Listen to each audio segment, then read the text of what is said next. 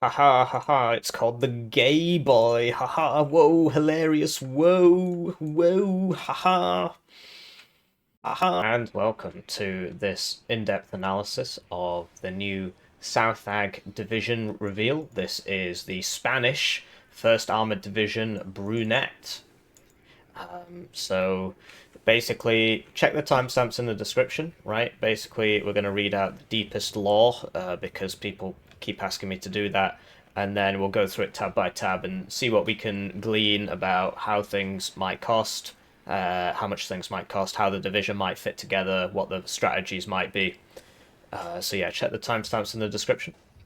So we're going to read things out because no one can read, too much TikTok.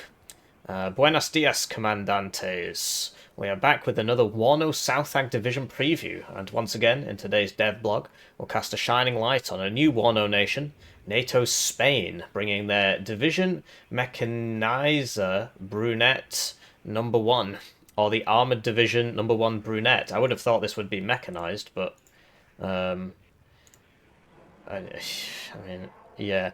Uh, Interesting. That is not right. Wow, we're off to a great start. Yeah, sorry, that's Portuguese, Spanish. I don't have obviously. So in the previous dev blogs, I was sort of ragging on the Czechs. I don't really know much about Spain, apart from so I used to play this game called Mountain Blade Napoleonic Wars, and basically you line up in a line and shoot people as if it's the 18th century. Not seeing many because it's a DLC. Here we go. So this is sort of what it looks like. And there's this thing called group fight, which is what this looks like, where you're not allowed to use the gun. You can only use the bayonet. And so there was a popular Spanish player in my regiment because we had regiments, and he always used to go on about how like Spain was best under Franco and how much better things were under Franco. I'm not sure if this is a popularly held opinion in Spain. Obviously, we were on a Napoleonic Wars roleplay kind of game, which attracts a certain band of people. But yeah, he always used to tell me about how great Franco was, and he was an English teacher in Spain, and so I do wonder what he was teaching those kids. Um, and yeah, I played High 4, right? I know all about the Spanish Civil War from High 4. Franco wins. Yeah, I know that much. Anyway, so that's all the sort of in-depth kind of Spanish knowledge I can give you, really. Yeah. Yeah. Oh, he was a funny guy. I've got some funny stories about him. But anyway, Spain emerged from Franco's decades-long dictatorship in the late 1970s, eventually not joining NATO in 1982. So there you go. This is after the Spanish Golden Age, according to my old friend. So I can't help you at all, really. Far from the Iron Curtain and cornered on the southern flank of Europe, the Spanish armed forces in the 1980s were on a path of internal transformation and downsizing. While yes, any kind of potential World War III conflict with the Warsaw Pact was nominally on the table, it was not foreseen as a reality, that is, until Warno's March to War hit. I mean, this doesn't surprise me. Like, what business is it of theirs what happens in Germany? Do you know what I mean? I mean, Spain was a really poor country. I don't know if it still is, but it was a very poor country, and you know why fight on the other side of the continent for, solve your own problems first, basically. Democratic Spain's role in the 1980s NATO needs to be seen through the lens of the military's role in the preceding dictatorship. Here we go, we'll get into the interesting part. They supported Franco as the caudillo, taking part in a repressive military police state and focused chiefly on internal security. Okay. Oh, I see. So they supported Franco and he was the leader, as opposed to they are the caudillo. Okay. Having won the Spanish Civil War in 1939, yeah, I remember this from Hoi 4. I remember it well in Hoi 4. Wow, I'm so knowledgeable. Against the Socialist Democratic forces, heavily backed by the communists, Franco's fascist regime evolved over time, at first courting Hitler, then remaining neutral during World War II. Deep in poverty and heavily isolated, Francoist Spain gradually opened up from the 1950s onwards.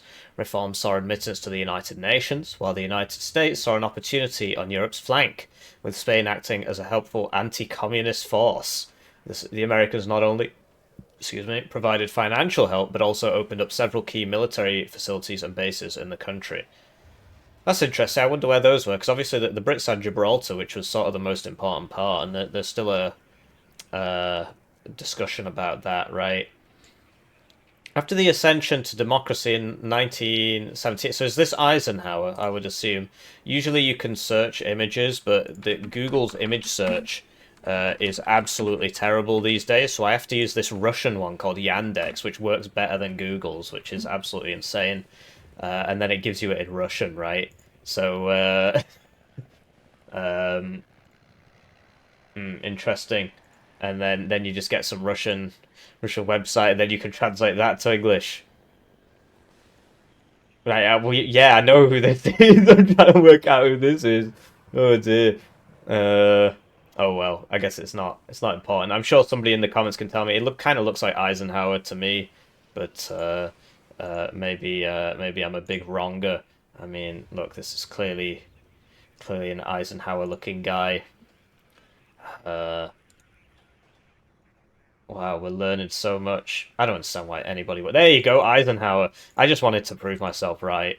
I don't like being wrong on the internet, but thankfully we edit all the wrong parts out. We only upload wins on the Hippie YouTube channel. We do not upload losses. Yeah, Spain, after the ascension to democracy in 1978, for a short moment, Spain saw the spectre of military dictatorship in 1981 loom again during an eventful coup d'etat attempt in which the armoured division Brunet played a part. This was just a blip, and for the rest of the 1980s, Spain proved to be a solid but relatively withdrawn NATO ally. Great. So, Spain and NATO. As a new NATO member, Spain was expected to commit troops to the defence of Western Europe. The Spanish Fuerzas Armadas were to provide a parachute battalion to the Ace Mobile Force, as well as at least one corps, more on that below, in case of hostilities. Right, so that is armed forces. Okay. Either a mountain corps... Oh, I said it right. Whoops. I need to constantly say it wrong so people comment. A mountain corps for service in the Mediterranean theatre, Italy, Greece, or Turkey. The Armoured Division No. 1 Brunet to be sent to southern West Germany. This formation could be expanded by forces to a full mechanised corps. Need to keep remembering to say that wrong so people comment, hey, Hippie, you said it wrong, and then I get more views because comments drive engagement, which is why I ask people to do it so much. Warno, in fact, yeah, we might as well do the shilling part now. So I'd like to take the time to thank the generous channel joiners, generously joining the channel. They get their names on the screen. We get the videos early. We get members exclusive video. They don't notice that I'm writing down in a notepad at what point in the recording I did the shilling, so I remember when to put their names on the screen. Best way to support the channel, I'm currently an unemployed PhD student, burning through his savings because my funding ran out because I took too long. So if you feel bad for me... You guys... No, that's not good. You get early access to videos, you get members exclusive videos, right? If you watch the channel a lot, it can make sense, right? If you think about it, you know. But yeah, it's up to you, right? I do appreciate you watching the video. So, our Warno World War III scenario envisions the second option, with Brunet rushing through France to join Southag, which doesn't exist in real life because the French disbanded it, but here it exists. This plan was considered by High Command but never tested in real-life conditions or exercises, as we are considering that Canada will be able to airlift 2 brigades across the ocean. Transporting a division by rail from Spain to France is not implausible. So yeah, I do not mind them bending the reality to make a more fun video game. I wish they'd do it more. So I think this is a good thing. The fact of the matter is, the game is based on the premise that World War III happened in 1989, and that obviously isn't real, and the even more farcical premise that in 1989 they put you in charge of the armed forces of either NATO or the Warsaw Pact, and let you roll around the battlefields of Western Europe, Central Europe, whatever. So if based on such a ridiculous premise as the fact that they put you in charge, of the free world or the slightly less free world, depending on whose side you're on. Anything else makes sense. So I wish they would bend the reality a little bit more and give us some more fun, right? And that's something about this in that. So Spain isn't in Wargame Red Dragon. It is in Warno, but not as a division. Sorry, it is in Steel Division 2, but not as a division. You've just got some Spanish units. So I'll just show you that real quick. I got cloud error there because I swapped games too fast. So they do have some units in Steel Division 2. So this is not obviously going to be as long as... So there you go. So where's the Spanish flag? Oh, it's not actually here. I could have sworn they had units in this. I could have sworn they had units in this. Maybe it's just like one unit and they're volunteers or something, but then there would be a flag up here, so maybe they don't. I could have sworn they had like had volunteers or something in one of the divisions. Yeah, my bad. So they're not even in Steel Division 2. So it's a first for Eugen Likes, right? I don't know if they're in Ruse, I haven't played it. So it's a first to have Spain. So I think it's good, bend the rules a little bit. Sadly, they sort of skimped out on this divisional icon. If you look at the ones from previous devlogs, they're much bigger. We're really stretching the slop as far as humanly possible here. So if you look here in the Czech one, look, it's bigger. So isn't that weird? Isn't that weird? Anyway, division. So the Armored Division number 1, brunette detailed. Division Mechanizio Brunette number 1 was originally created in 1943, its name referring to the important Spanish Civil War Battle of Brunette of 1937, which saw a nationalist strategic victory after counterattacking a Republican-started offensive near Madrid. It was also the largest tank battle during the war. Interesting. Wow. So these aren't very Spanish names. Uh, oh, I guess these are historians saying differences between how many aircraft they think were there. Anyway, the Spanish Republic clearly had a lot more people, depending on who you ask. And it's interesting that they talk about losses of aircraft. Wow, you lose 100 aircraft in a single battle. That's not fantastic. It's like a Warno match. Anyway, it was also the largest tank battle during the war. Sadly, it doesn't seem to really talk about this. But yeah, I guess you can just read this in your own time. During its lifetime, the Brunette was considered one of the best armed and most powerful divisions in Spain during its lifetime. During its lifetime, it was originally equipped with German Panzer IV and Soviet tanks T-26. During its lifetime, after the normalization of relations with the United States in the 1950s during its lifetime, the division was equipped with American-made equipment, later augmented by French weaponry. So that's a shame. I guess we won't see the German Panzer IVs and the Soviet T-26s. I should have kept Steel Division 2 open because they're obviously in that game. But yeah, the Panzer IV is it's a cool looking tank, I guess. And this was sort of before the whole sloped armor craze. And the T-26 was not a cool looking tank. This was in the Spanish Civil War, wasn't it? Yeah, because I remember it from Hearts of Iron 4. This one wasn't. The division was equipped with American-made equipment, later augmented by French weaponry, and this is presumably a Panzer IV, because we just looked at one of those.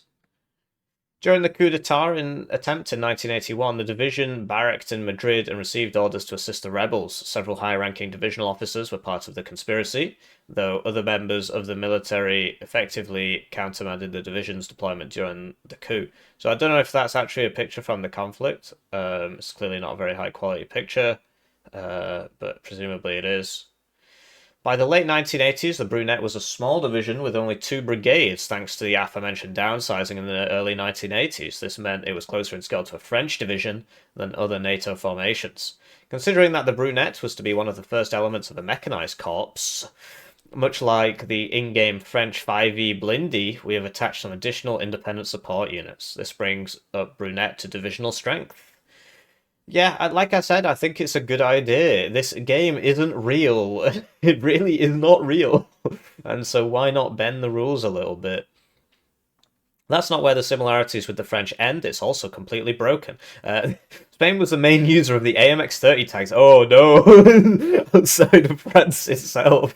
All things considered, the Spanish army of the late Cold War was a mix of French and American equipment, including a few domestic designs. So, 15 minutes, we finally made it to the Logi tab. Right, so the Armored Division number 1 Brunette in Warno Southag. How will the Armored Division No. 1 Brunette look like in Warno Southag? Well, a whole bunch of new units marked in italic and bold. It would be italics, right? Anyway, as always, units and categories are subject to change. Logistics. Brunette's logistical base was mediocre, so from what we've learned from reading these dev blogs, this means the AP slot cost. Because they always say it's weak and then go on to just list everything you would ever need. So it must mean that the AP costs are not great. The division was, and for those of you who don't know what I'm on about, launch of Warno, which we'd have to do anyway.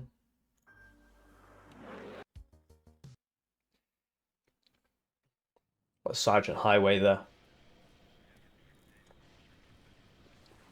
And yeah, you know, I mean, people always watch these, and I cannot understand why. It's literally just me yapping for an hour about nothing in particular, but they always do really well.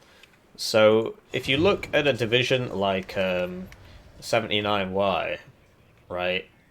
Why aren't they? Okay, because they put the VDV together, but like this is 6, so you'd assume it to be in whatever.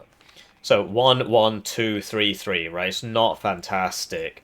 Whereas you compare it to a div like Second UK, 1, 1, 2, 3, 3, 3, which isn't that much better. Or you compare it to a div like who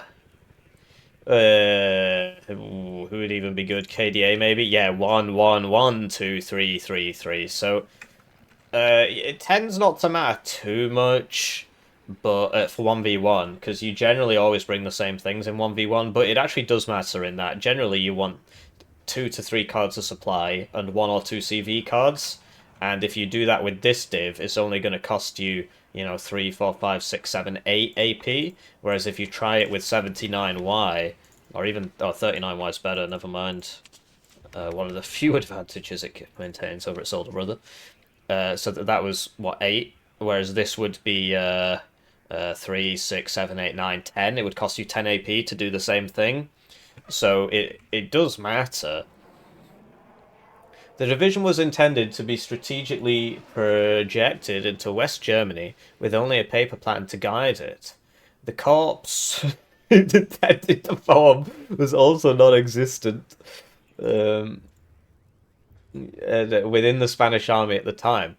All of this is represented in the in-game category. I don't have dyslexia or something. I always assume this had an A in it, but it's a misspelling of the word. Yeah, okay, thanks. Yeah.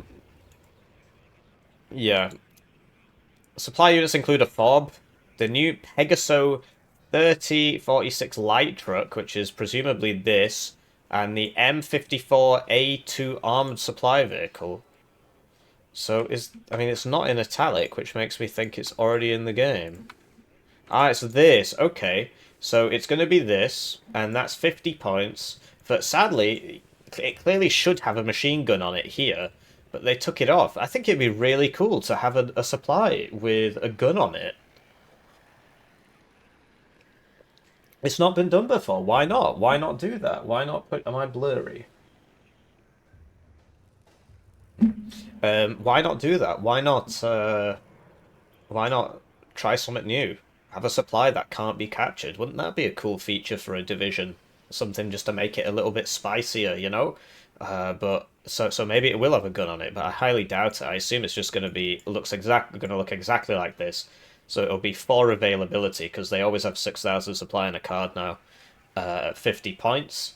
And the other one is this light truck, the new Pegaso 3046 light truck, which is this. And there's a couple things that this could relate to. In that, a fire truck, interesting. So like how light is light? Because basically there are two classes below this. You could have an M35 supply, which is 750 supply, right? For 30 points. And it would be 3,000 divided by 750 availability. Sorry, 6,000, which is like, it's like 8, isn't it? Yeah, oh, quick maths, so smart. Or it could be more like a rover supply. In fact, what's the Bedford? Is the Bedford... Yeah, the Bedford's 1,000, right? So that's 6 per card at 40 points. Or it could be like a rover supply, which is, you know, a lot smaller, 500 supply for 25 points. So it could be any of those, really. But either way, it sounds very useful because you want a heavy supply and a light supply. Now, having said that, they are missing a helo supply, so team game players are going to suffer, and they're also missing a heavy wheeled supply because this is a heavy tracked supply, which means it's actually quite slow. As you can see, road speed 75. So it gets to the front quite slowly compared to something like this, which is obviously faster because it is a wheeled vehicle. Warno has this weird abstraction where tracked vehicles are also faster off-road, whereas the whole point of tracks is that that's not the case, but basically wheels are just always faster, which it just makes it easier to remember, I guess. So you are missing fast wheeled supply, and you are missing sorry, fast wheeled heavy supply. You are missing helo supply, and you're missing armored cheap supply. But you get armored expensive supply. But if you compare this to like the MTLB, so you're gonna have to. So it depends on the cards, right? So you can get MTLB munitions, right, which is like tracked and cheap. So yeah, it is a fairly weak category. But if you get 3 cards of this, you don't have to worry about anything. You just bring that one. And if you get 2 cards of this and 1 card of this, you don't have to worry about anything. But if you literally only get 2 cards of supply, that would be really interesting. Because it would actually constitute a weakness, which no division in the game currently has. Command units include the M577, so this is already in the game loads of times. So you've got the American one, which is 40 points, the Dutch one, which is the same but 40 points, and the German one, which is the same but 45 points, because, Germany suffers. Oh, that's weird. The American one is slower than the Dutch and the German one. They're all the same. What's going on here? Like they are the same. It's not an upgrade. Who knows? It must be the higher quality of European roads. But yes, this is obviously the best because it has the best speed out of the 3 and the joint lowest price and joint best speed. Whereas this has the best speed but the worst price, and this has the worst speed but the best price. So we'll see which one it is. There's not that much between them really. And the new BMR PC. This latter unit is a command variant of the domestic 6x6 wheeled APC series. BMR... Oh, I don't want to work out my BMI. BMR Vehicle Spain. Okay, very cool. So it's probably going to look a lot like that. So it'll be wheeled. So it'll be like the YPRCO or something. That's weird. I could have sworn they got a. Oh, this is tracked. Okay, so it'll be wheeled. So it'll be like one of the BTRs in 157Y maybe. Kind of looks like this. Sort of, or you know, like a sort of a cross. But it's probably going to cost 90 points and come at 3 availability, unless it's got the gun on it, in which case they always tend to come at 2 availability, which is kind of a pain. And it says 6x6 wheels, so it is this, and we'll see if it has this gun on it or not. If it's not got the gun, it'll probably be 3 availability. Right, infantry tab. Pretty decent for a smaller armoured NATO division, but its infantry is a scarce commodity. That's interesting. It's a good thing Brunette's Recon troops provide some additional feet on the ground and firepower. So you see this a lot in the game. There's a lot of these divisions that don't have infantry, and they're like, no, I have so little infantry. And so 11th ACAV is sort of the obvious one, although this is, look at that supply situation, and we got 4 cards. So they're like, oh no, I only have 5 slots of infantry. I only have 5 slots of infantry. Ah, help me. Help me, I only have 5 slots of infantry. What do I do? What do I do? And then you know, so this is like, you know, 20, 23, 35, 43. So you only have 43 infantry plus plus 4 cards of recon infantry, and they're like, no, I don't have any infantry. Oh, help me! I'm so weak. I can't do anything. This is another div where they're like, no, I don't have any infantry. I only get 10 trillion BMPs. What do I do? Help me! Help! And then they bring 2 cards of Razvedka BMP too and just kill all your guys with their no infantry, because actually they don't get 5 cards, they get 8 cards. And it's the same with 119Y. I'm sort of labouring the point a bit now, but this is basically all of them that do this. Oh no, I only have not enough infantry. Oh, help! Help!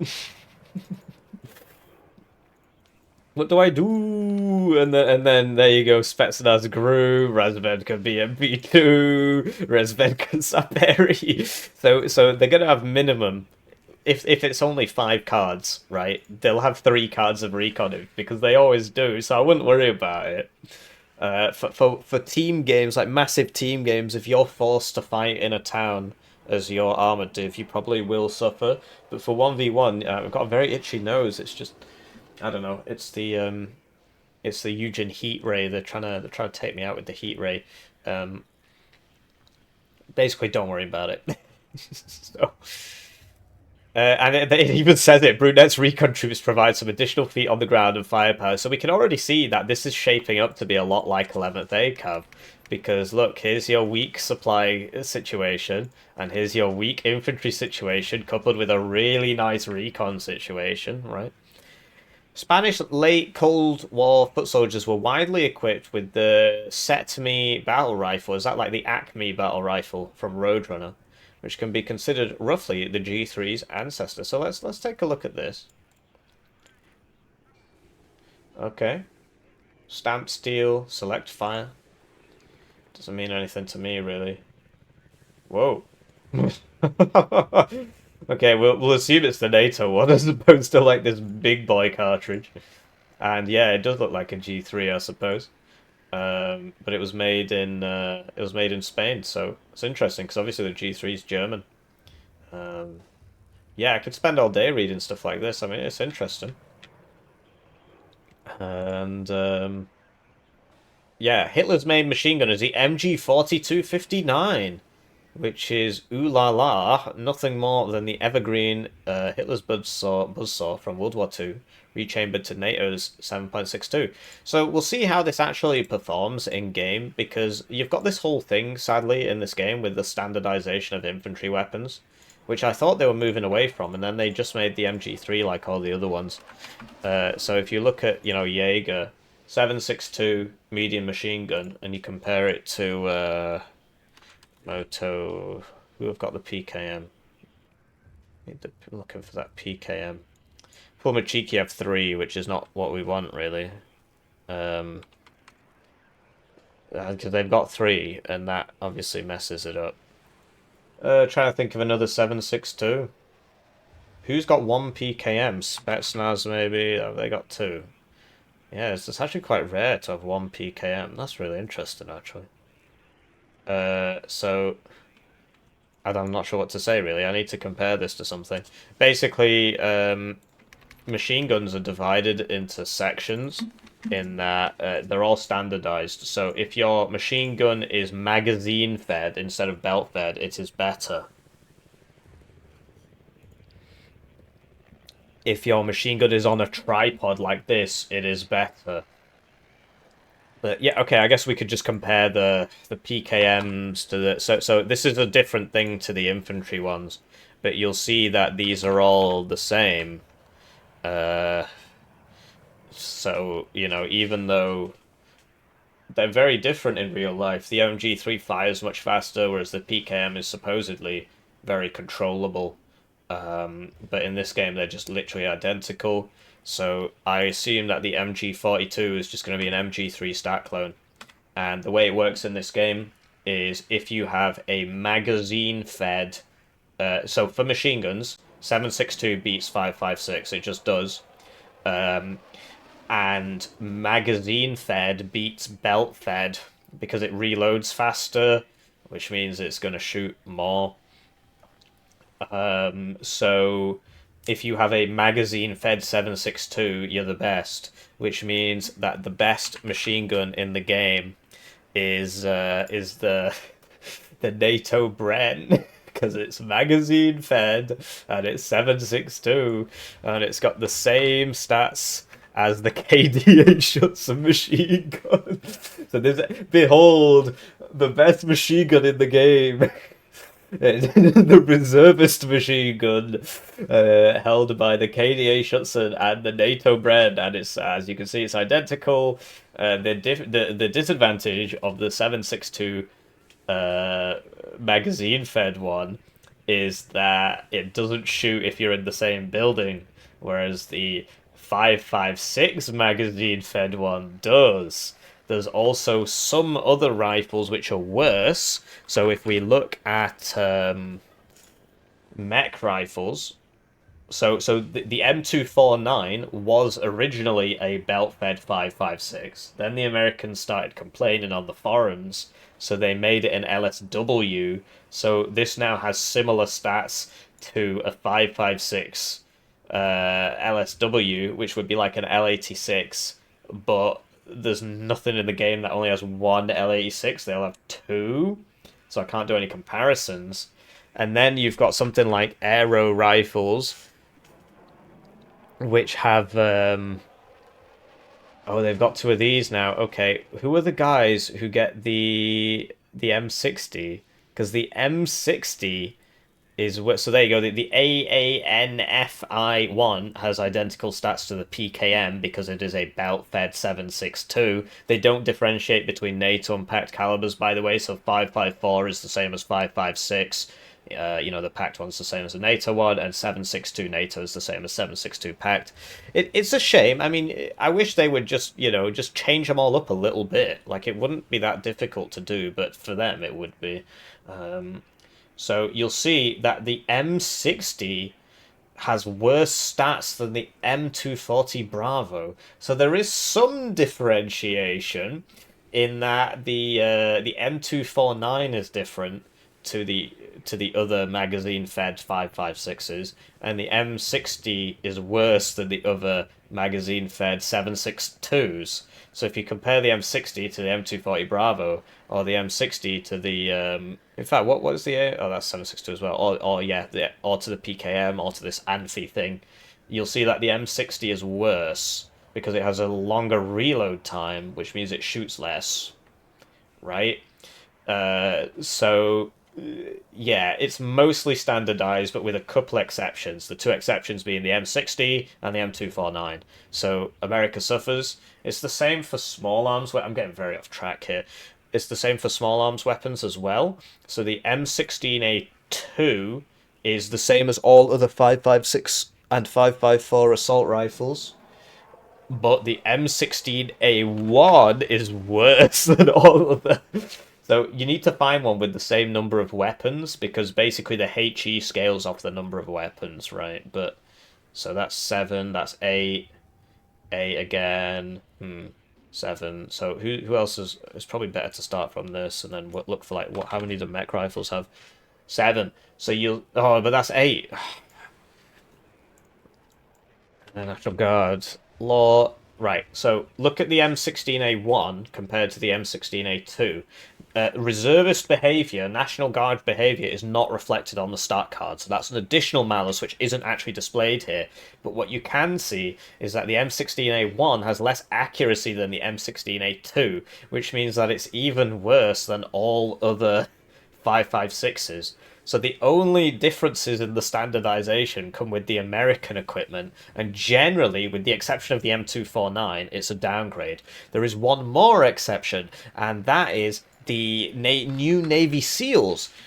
Because their M60A3 is classed as a 762 LSW, as opposed to a set, even though it's belt fed, because it's it's got pistol grip on it. It's designed to be an LSW. This was something that was actually asked for so that it could fire on the move. Otherwise, because the ones that aren't LSWs don't fire on the move, but they still won't shoot inside buildings. I know it's a lot to remember, but you could just go back and watch it again, or you could just trust me, whatever, bro, or you could just skip this part.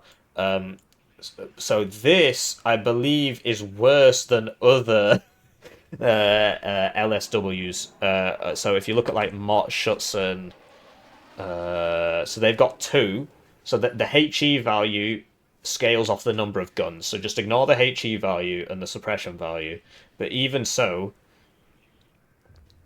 it's actually got more suppression with it. So if you assume you timesed the one on the left by 2, it should be 48. So it's actually got more suppression. It's actually got more accuracy, but it's got a longer aiming time and a much longer reload time, which means that, it's firing much less. So the better motion accuracy and the better suppression are offset by the fact that it's firing much less. It's literally firing, less. So, yeah, all of the different. So it's nice that they're all different. They're starting to become different. I would like them to become more different. And it is kind of weird that the Americans keep getting the short end of the stick. I don't know. Anyway.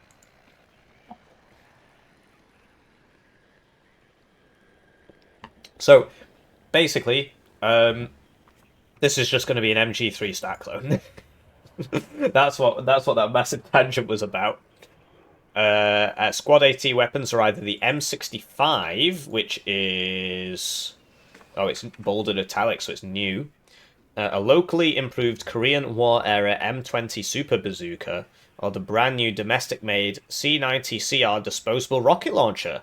Other weapons include the Z70B SMG, so that's really interesting. M65 Bazooka. So it's 88.9 millimeters, and what the heck?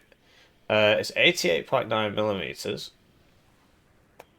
and who knows what its pen will be. But I mean, the Super Bazooka, I don't think is in this game. I think the Blinder side is, but the Super Bazooka isn't. But if we check Wargame Red Dragon, I think it is in Wargame Red Dragon. And you're here to try and get the deepest lore analysis right, so I guess it all makes sense. Once again, I honestly do not understand why anybody watches these. But you keep doing it, so I keep making them. USS Liberty Gaming. Super Bazooka. There's a Super Dragon. Super Bazooka. Okay, so I just have to make a Korean deck. Because I know it is in here, because I've played this game. It'll be on the reservists or something.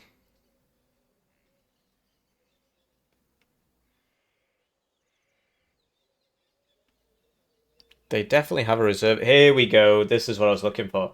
So in this game, and here you see the M60 Shorty, which is the Navy SEALs CQC version of the M60, basically, or it's similar. And so that's what the reasoning was behind giving the Navy SEALs an LSW M60 as opposed to a regular M60, because they can shoot it on the move, which fits in a lot with their role as a unit that has satchels and shock and special forces and max vet, so they're fast as well, because special forces makes you faster, and it's linked to the veterancy.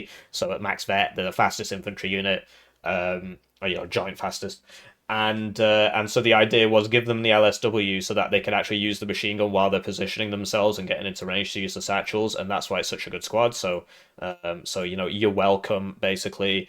and that was based off this. But yeah, here you go. You've got the Yibe gun, and they've got the M20A1 Super Bazooka, which has an AP of 10. And if you compare it to the M72 Lore in this game, that has an AP of 13, which means which is the same as in Red Dragon, which means the Super Bazooka will probably have an AP of 10. The question is, what do they mean by locally improved? So we can assume it's 10, but it depends on these improvements, right? And I probably should have improved ignition method and new ammunition types. Oh, it has smoke. I really wish they would add, add some cool smoke stuff. Look, it has smoke shells. That's really cool. Actually, I'm gonna write that down. I mean, we can ask. We'll see if it happens, but we can ask. How cool would that be? Lobbing smoke at people. But yeah, I wish they had. Sorry, I'm so blurry. I'm so blurry. And I wish that we had like fist, like in is. Might as well show you. So here you see that these recoilless rifles are designed to shoot infantry. Although this one actually is in Warno as well. The M67 on the military police and so on. But if you look at something like, because we were covering Canada the other day, and I forgot to mention this. So Canada was sort of known for having Carl Gustavs with HE on them, and it would be really cool to have. I don't know why the Canadian one is always brown. It would be really cool to have, more things like the M67 that are AT that shoots at infantry. How cool would that be?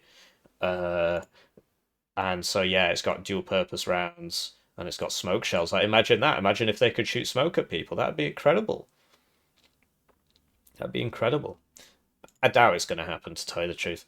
But yeah, that would be cool. Or the brand new domestic-made C90CR disposable rocket launcher. So let's have a look at this. 90 millimeters. It's worth noting, right, that the suppression is scaled off the caliber, and so this super bazooka being 88.9 is quite important actually, because it means that I'm just skipping games so I've got a chance to drink my delicious coffee here. I drink it black. Um, because if it's like high quality grind your own coffee is just I like, so I grind it myself. I used to work for a coffee company. I wasn't a barista. I was a chemical engineer as making coffee. I worked on a patent for here we go. So yeah. So if you look at the Lore, right, the Lore has a caliber of 66 millimeters and it's got a suppression of 250. Now, if you look at the Atlas, the Atlas has 112 millimeters and it's got a suppression of 431. So if you get 431 divided by 112, you get a suppression value of 3.848 per millimeter. Whereas if you look back at the Lore, 254 divided by 66, you get 3.848. Yeah, do you see what I mean? So this 3.848 recurring, of course. That's from Leroy Jenkins, if you remember that. I had a guy tell me the other day that he thought I was old because I was alive when old school RuneScape was just regular RuneScape. That was 2007. And that wasn't that long ago. Anyway, it happens to us all. I'm going bald, by the way. 88.9 multiplied by 3.8484 recurring, of course, times by 88.9. It's going to have a suppression value of 342, which is a lot. So I think if it's above like 300, you basically always stun them, from what I understand. Or at least the way it works is that it seems to have internal dice rolls that trigger at certain points. I really do need to read up on this more. And by that, I mean I need to go bother somebody who can look into the game files for me and tell me the truth so that I can then repackage it as a video and make money off it. You got to get that £1.30 in ad revenue, so it's going to have a lot of suppression. So that's interesting. And this one is 90 millimeters, so that's also going to have a lot of suppression. It's going to have more than 342. It might even have over 350. The maximum suppression you can take is 500, and then at 500 you're basically guaranteed a rout, I think. So two of these, and it's disposable, so it fires really fast, it's going to rout you. But then again, two of these that hit you, it's going to rout you probably, because it's 254, right? So it's got a nice big pen, a little bit march to war there, but that's fine. And its tandem HE is tandem. So that's really interesting, actually. So the way that works in this game is, so if you have ERA, the way it works in this game is it gives you one more HP, which I think is good, but some people really disagree with, because they're basically Lego bricks that give you more armor, right? But basically, tanks with ERA have increased hit points and can take increased damage. This represents the vehicle's higher resilience against heat projectiles. Okay, so they haven't actually... That's annoying. VR. No, Moto Skrenki. Yeah, so if you've got a tandem rocket, you get this trait.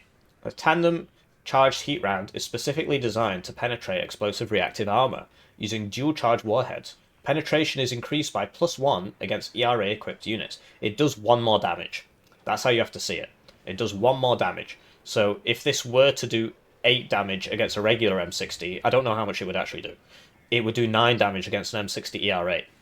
What that means is that if you have a disposable... Because disposable rocket launchers shoot faster, they shoot twice as fast as ones that you have to reload.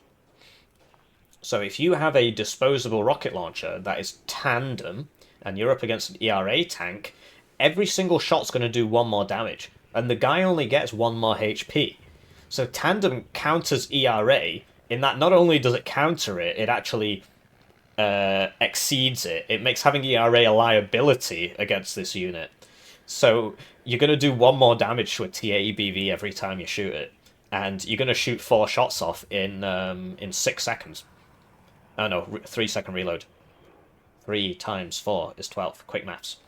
You're going to shoot 4 shots off in 12 seconds, plus the aim time, which is 1.5. So in 13.5 seconds, you're going to shoot 4 shots off, and you're going to have the chance to do 4 additional damage. And because it's 90mm, you're going to have super suppression. We don't know what the penetration is going to be.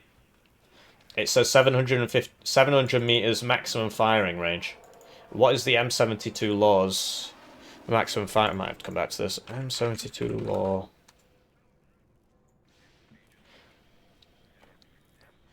Effective firing range 200 meters. Hello? In this game? Okay, so they're all standardized, so we've got no idea how far it's going to shoot, because the lore has clearly been upgraded here to shoot 675 meters.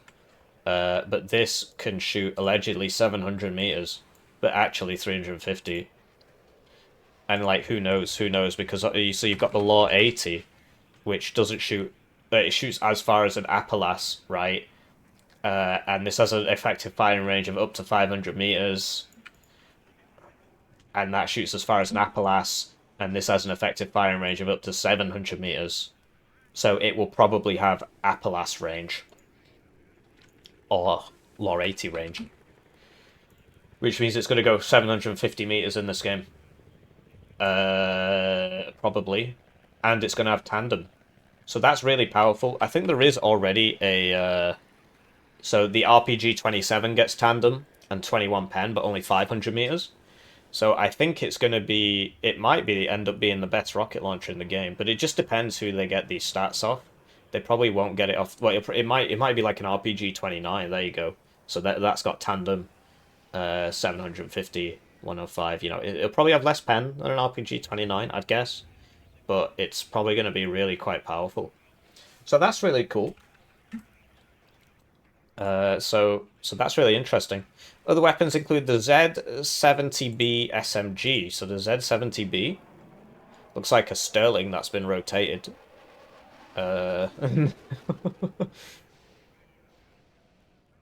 Interesting. So this is what it looks like, and you can go watch Ian on Forgotten Weapons. Shoot it, I guess. It just looks like a Sten that's been rotated. So we'll see how this fares. Basically, in this game, SMGs are divided into tiers. So at the bottom you've got the Scorpion, which is terrible, and at the top you've got Feldjäger. Jaeger.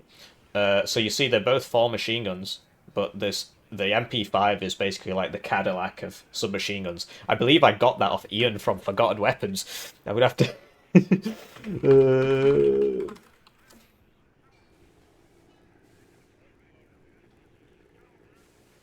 Yeah, there you go. H&K MP5 SD, the Cadillac and suppressor machine guns. It's amazing what you remember. As you can see, the MP5 is like more than twice as good because it's got longer salvo length, which means it shoots 8 rounds before it has to reload, um, and it's got 1/3 the aim time, and it's got perfect motion accuracy, and it's got 80% accuracy. So we'll see where this lies between these two, because I've basically shown you the worst and the best. There's also like the Sterling. So don't look at the HE values because there's only one there. The HE values, it does scale if you times it by 4. So that you see the Sterling is only half the accuracy of the MP5, but I believe it's still better. No, actually, the Sterling looks like it's Scorpion tier. That's not fair. The Scorpion's way worse than a Sterling. What the heck? The Scorpion's better?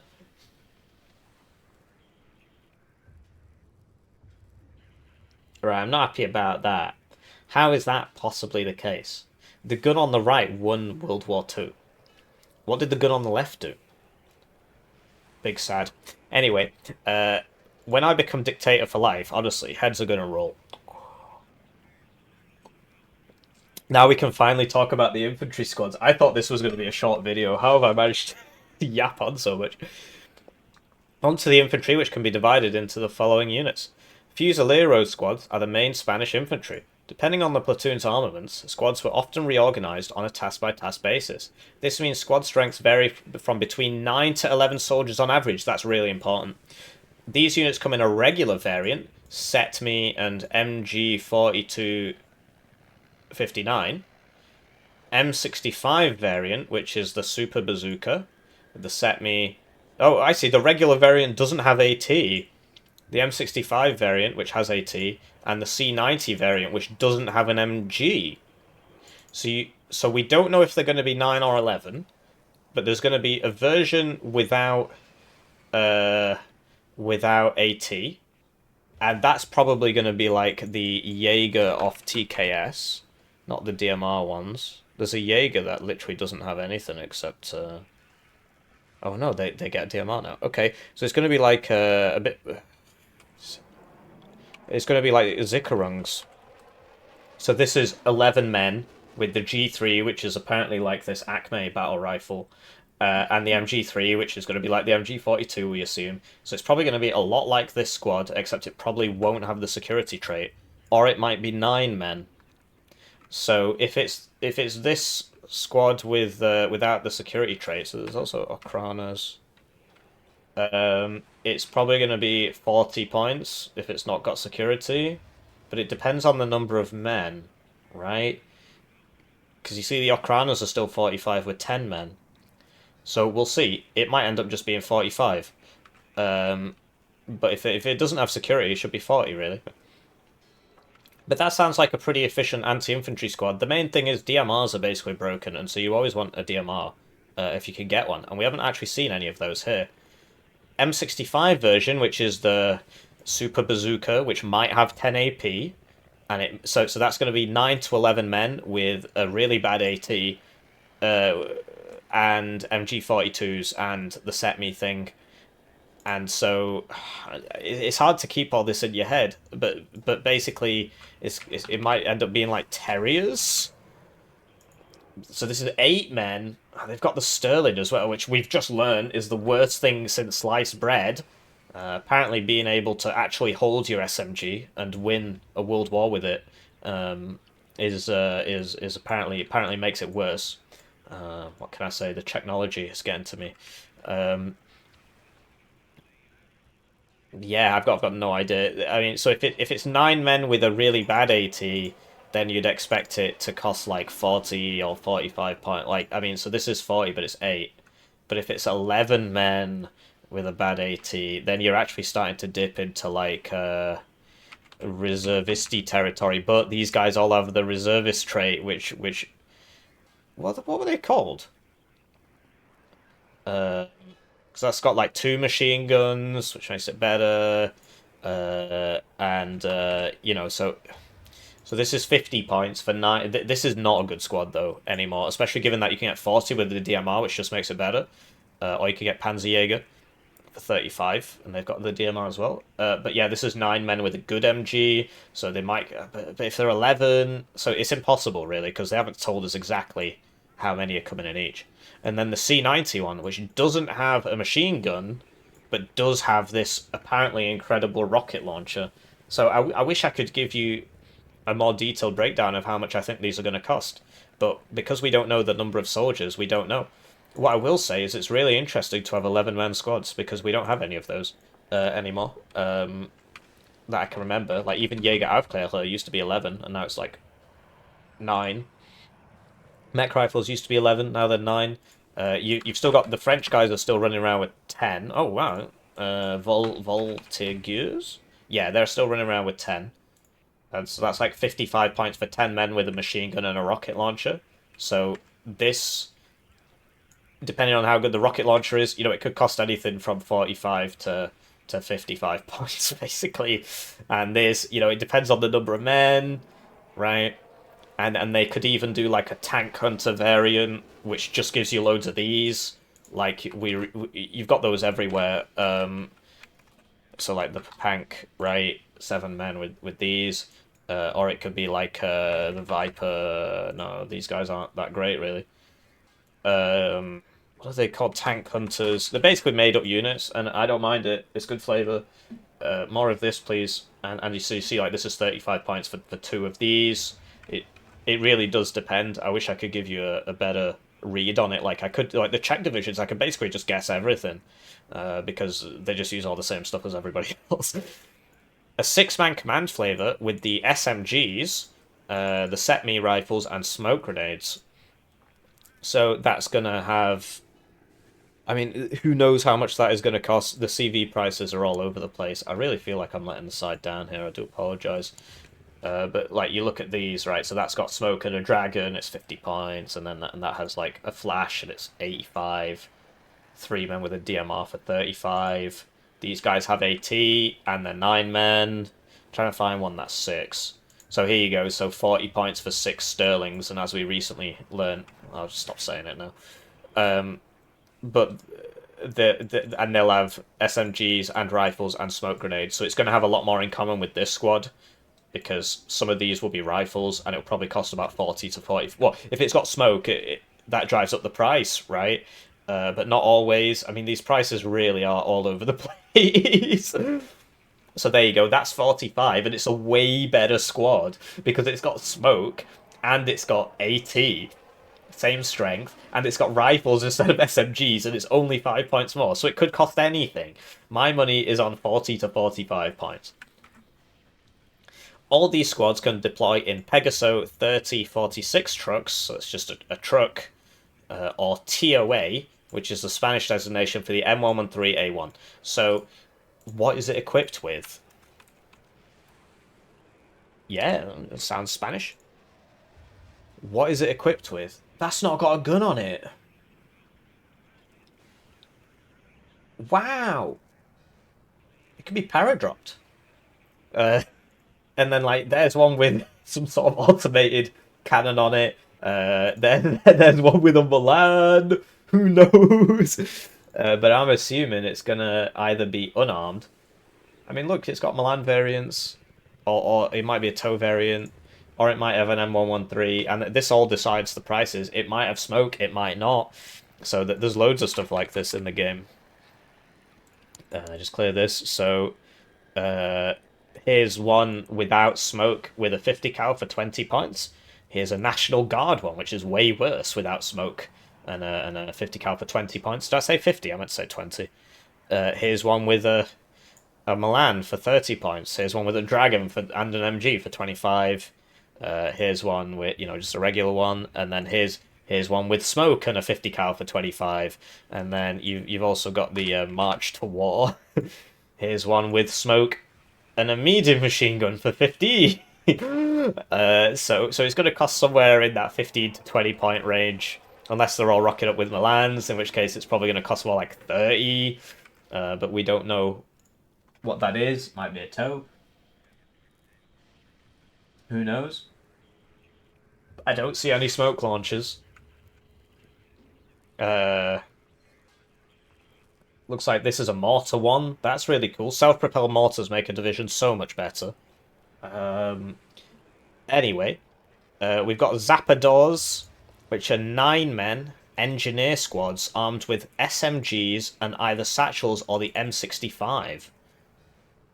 So the M65... Oh, mate, that'd be so cool! Imagine if they could shoot smoke. Imagine if their bazooka could shoot smoke. How cool would that be? How cool would that be? Zappadores. I'm going to ask them. And if it happens, it happens. All I can do is ask them. I can't tell you what they say, but I can tell you that I am going to ask them. Because how cool would that be if they could shoot smoke? Anyway, 9 men with SMGs and satchels or AT. That's starting to look like... and they'll have shock, right? So it could be sort of like this, except SMG and AT. And it depends how good this AT is. If it's only got 10 pen, then, your closest... It's basically these. And so this is 10 men. They've got shock, which they probably would have. They've got security and resolute, which drives the price up a bit. And the 10 men, which drives the price up a bit. So you're looking at like 40 points for the satchel one, and probably about 40 points for the AT one, depending on that AT. It would be so cool if they could shoot smoke. I'm going to keep saying it. They don't watch these. They might do, actually. They probably don't. They're also available in a 6-man command variant. So this is like these guys. Assault Pioneers Leader, six machine guns for 6 points, right? And whereas this is going to be 6 men with SMGs, so that's probably going to be exactly like this squad. The same transport options will be available, plus a limited number of TOA Zappadors with dozer blades. So that's very, very cool. So it's going to be an M113 with bulldozer blades. It's going to look like that, and it's probably going to have a 50 cal on it. Doesn't look like it gets smoke. I would hope that the dozer blade means it's 2 armor. I know what you're going to say. This doesn't look like it could protect you from very much. But otherwise, there's no point. So it would be really cool if it was 2 armor. And 2 armor with a 50 cal box. You're looking more at like sort of Topaz range. So this is a Topaz with a KPVT. Although this one shoots at planes or something. So it would be, and this is like 2, so it would be like 20 points. If it had 2 armor and a 50 cal. It would basically just be an upgrade of an M113. There's a lot of price compression in this range. So if you look at the FB432, it's 15, right? MMG smoke is 15, like the German one. But then the scat, these guys, they've got something wrong with them at Eugen. They like as you're about to find out, they do like putting very strange. I feel like the whole game is just a conspiracy to get me demonetized. Look how many times they mentioned, Hitler and so on. That just gets you demonetized. It's very sad. I'd like to thank the generous channel joiners. I already said that. So you see, they cost the same. The Scat is just an upgrade. It's very slightly better. It's not that much better. It's got a salvo length of 8. That's literally the only difference. And its optics are slightly better, which I don't think they actually should be. It should at least have a salvo length of 10 if it's 2 of them. But it is very slightly better than an FV432 for the same price, because there's a lot of price compression. There's no point making that 20, because then it's just pointless. So we'll see. Hopefully it's a 2 armor M113 with a 50 cal, and we'll see if it gets smoke. It might be very useful. The fact of the matter is, usually you don't want your engineers coming in slow transports, although in my first UK armoured deck, and in my 4th UK armoured deck, I bring them in the Scat, so it could work. The new Policia Militar are 4-man squads armed with SMGs and driving their own Santana PA. which is a Land Rover built under license, and it's a military police vehicle. This is so important. I say this every single time. So the Spanish get a military police British vehicle before the British get a military police vehicle. But basically, if it's 4 men with SMGs coming in a military police vehicle, it's probably going to be like the Russian ones, which is Commandatura. They've got assault rifles, so it'll probably be about 20 points. Even though the British ones are 25, and they're worse. The main reason why this is useful is because it comes with a Commandatura, and that is a military police car. Like, why don't they just do this for Britain? I'm just yapping now. And what you do is it will auto sell unless you tell it not to, which is pretty funny. So you just remember not to sell it, and you click on it, Shift F, and you click on your tanks, and it will just follow your tanks around. And you might say, well, my tanks don't have reservists, so it doesn't matter. It really helps, because it basically, military police grant you a suppression regeneration bonus, which means that if you're in a 1v1 against, say, an enemy T-80B, you will win, unless you get unlucky, because your suppression will be regenerating faster than theirs. So you'll just be sat there plinking at each other, and he will go low cohesion, and then he'll miss all your shots, whereas you won't go low cohesion. Military police is really useful. It's just about, can your micro handle it? So using the military police squad is very difficult. You can click F, or just right-click on an infantry unit, and it will follow it around. But having 2 infantry units next to each other is usually a really bad idea, because a bomber comes, right? So you're just asking for it. But for the vehicle, it's very, very useful, because it will just follow it around. You don't have to micro it, right? And you can just let it do its thing, and it will really help you in fights. So this is really useful, and you'll notice that in all of these dev blogs, they're all getting military police squads with military police vehicles, including a short wheelbase Land Rover, and the British don't have a Land Rover seat. Anyway. Infantry weapon support teams include Milan 1 and Milan 2 ATGMs, deployable in the Santana Jeep, TOA, or TOA Milan. So that's really interesting. So they're going to get a Santana... Oh, we might as well look this up. It's a band. It's a car, the Nissan Santana. So, okay, so it looks like a Rover, right? And when it says Santana Jeep Milan, does it mean that that's just the transport? Or does it mean like a Rover Milan? Because Rover Milans and Iltis Milans and the packed equivalent, UAZ Conkers, whatever, they're very, very useful because they've got good stealth, they're reasonably cheap, and they're reasonably fast. And so you get them all out at the start of the game, and you just send them places, shoot transports and so on. If you kill one transport with the infantry inside, you've paid for yourself. So it's a really, really useful vehicle. But this seems to say that it's not actually in it. Then we've just got it in an M113, or we've got it in an M113 with Milan. So that's the one we looked at before.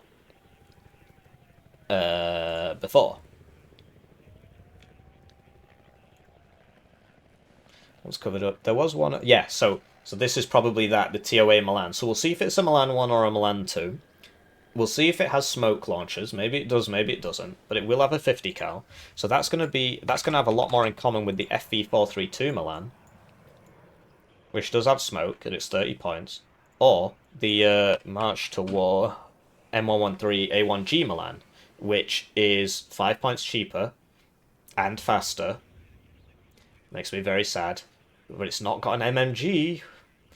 So it'll probably be like more like the FV432 Milan. It'll probably be 30 points because, like I said, we spoke about price compression, right? So remember this 30 points, and then you've got the P1 with 30 points, and it's got 3 armor, and it's got resolute, and it's amphibious, and it's got a Grom, and the ACGM is comparable because it goes further, but it has less pen. So it can't one-shot a 3 armor vehicle, and it's got PKT, and it's faster, and it's got better optics. And they're the same price. So there's a lot of price compression in this range. And so I think it'll probably cost 30 points. It might not have smoke. And it'll have a Milan 1 or a Milan 2. We don't know. Maybe there'll be 2 variants. So that's really interesting. MG 4259 heavy machine guns. So this will probably just be an MG3 MMG stat clone, as we spoke about. So it's going to be 15 points, 12 availability, 4 strength with these stats, most likely. Lag 40mm automatic grenade launchers, a domestic design of Spain.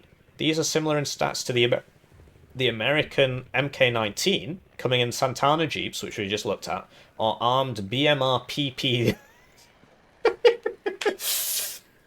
So we've got the lag, we've got the PP, and we've got the gay bar. I promised I wouldn't laugh, but anyway. BMR PP.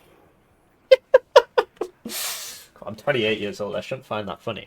I'm a very well-educated person. I'm doing a PhD. Did I ever tell you about that? 6x6 wheeled APC armed with a Lag 40 grenade launcher. So I'm gonna, so I'm gonna shoot you with my PP. Sorry. So it's got smoke on it, and it's going to be armored, like one armor, and it's going to have a 40. It's interesting. I wonder what my BMR is. Is that like BMI? Anyway, and it's actually, this is actually going to be a very capable vehicle, actually, and so like. So you're going to get 40mm grenade launchers in 40mm grenade launcher vehicles, and it's going to have one armor with a 40mm on it. So the closest analogy I can think of is the ones in 9th US. 6th US gets something similar, but it's going to be better than the ones in 9th US, because we're going to assume it's going to be a stat clone of the Mark 19, because they like that. But then if you look at this transport, this is 30 points for wheeled, but it's got a grenade launcher. I don't think there's any wheeled armored grenade launchers in this game. I'll have a think and see if I can think while we continue. I'll be thinking in the background. So it's probably going to have like 8 HP if it's going to be like a BTR 70 kind of thing, BTR 60 PB kind of thing. So it's going to have 8 HP and the grenade launcher and smoke. It's going to cost minimum 40 points. Minimum. Because that is a really useful tool. There are no wheeled autocannons in this game apart from like the Lav, right? And that's just a recon vehicle. It's not a transport. And so to have a wheeled grenade launcher running around through the backlines, and it's going to be probably quite fast, and it has smoke. It's going to be at least 40 points. It sounds really interesting, actually. The only problem is it only seems to come in with the grenade launchers, which means you're only going to get 6 of them. Unless you get 2 cards, but they're talking about how limited our infantry is, so you're only going to get 6 of them. But yeah, 40-point wheeled grenade launchers sounds really interesting. And then we've got the one we've all been waiting for. The C-120-20 Gay Boy is a 20mm demonetization vehicle designed to make Hippie make no money and get a job at Aldi. Making it, in effect, a super heavy, ground-based 20mm machine gun. The Eugen team declines any and all responsibility for any pun its official designation may generate. Yeah, so they're definitely doing this on purpose. The whole world revolves around me. There's nobody else playing this game. There's 1,347 hippie alts on the game right now. So 20mm wheeled machine gun AA has been done before, actually. And it says... So, but this is an infantry weapons support team. So what does it mean by that? So it's going to be in the infantry tab. But will it come with... Because basically, you've got the VIB and the VAB T2013. And so here you go. And then you've got the VIB, which is the same, but forward deployed and security. So they made it 10 points more because of the forward deployment, which you can't actually tell here. But and the security, and it does matter. For some reason, it's not amphibious. I'm not sure what the... Because they literally look identical. I think one of them is further forwards than the other. Yeah, they are the same. So I'm not sure why this one isn't amphib. Anyway, so it's probably going to cost 40 points. And you see it's got an AA gun on it. Except this is going to be twin. No, hang on. It's not twin. So it's going to be like a VAB T2013. But the weird part is they've put this in...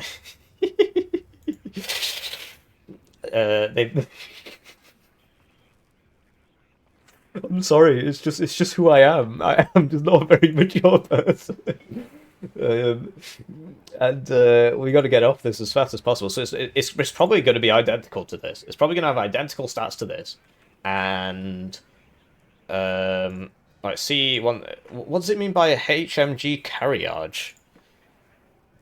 What?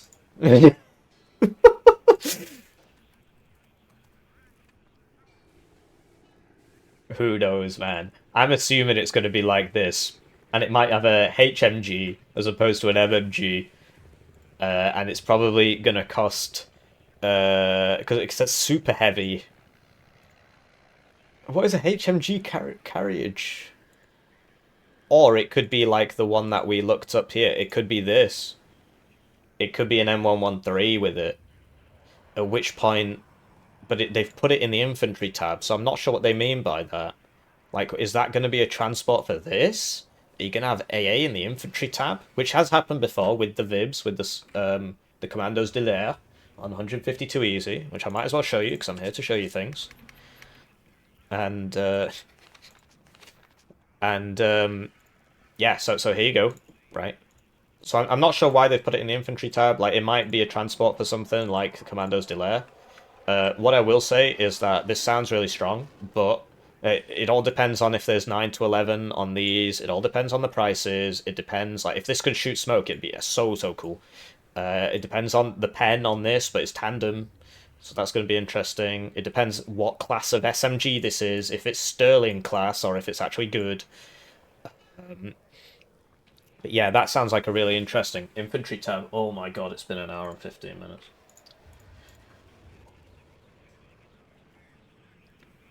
Anyway, artillery, a good category for a brunette, so we can assume that the AP slots will be quite cheap, because that's what that seems to mean. It just seems to mean the AP slots. And so if you look at 5E Division Blindy, it's an armored div, right? It gets plenty of infantry though, and this is what a good AP slots look like on an armored div. So like 4 1-point slots, a 2-point, 3-point, 3-point, and so like it's just more than you would ever possibly need. Who's bringing that? And so what it allows you to do in 1v1 is bring 2 of these up vetted, which is crazy, and then self-propelled mortars, and you can bring loads of those if you want. But yeah, so it's probably going to look more like this. Each brigade has its own artillery group, plus an entire divisional regiment was available as well. Some additional units have been attached to the division in West Germany. Divisional artillery includes the L65 120 120mm mortar. So this is going to be towed, presumably. So, okay. I'm not sure, like, you know, who made this. If it's just a domestic design. It looks like it's going to be a towed 120, right? So it's probably going to look a lot like the packed towed 120s, or maybe like the Tampella, the Mrs. Tampella. So, you know, they're very similar, except the packed one goes further because packed über alles. So it'll probably be more like the Tampella because it's NATO. So there you go, towed mortar, and then that's going to be like 4 per card, 50 points. It's very normal. Or yeah, 4 per card, 50 points. Then the ubiquitous M125 self-propelled mortar. So this is really useful. Having self-propelled mortars is so useful. So that's going to be 81mm self-propelled tracked mortar with armor. Sadly, less than 1 top armor, but basically the fact that it's self-propelled means that it's very difficult to get counter-batteried because you just queue up all the move and smoke orders. It's so useful. I'm going to like this division a lot. Because I've been playing a lot of 6th, and it's just so difficult to smoke anything because my smoke mortars just die immediately because I can't move them very easily, and it's all bugged out and stuff. As well as the BMR PM81 wheeled self-propelled unit. So this sounds a lot like the one we just looked at. There you go, VAB PM81. So it's probably going to be like this. I mean, BMR. Yeah, so it's going to be the Pegaso carriage instead of the VAB. Although, I mean, this part's different, right?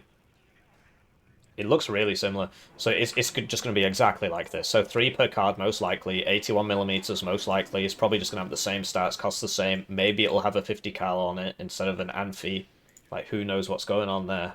Might just be an Amphi. You know, that looks a bit heavier actually, but yeah, there you go. So, like, what gun is that? Let's try and find out.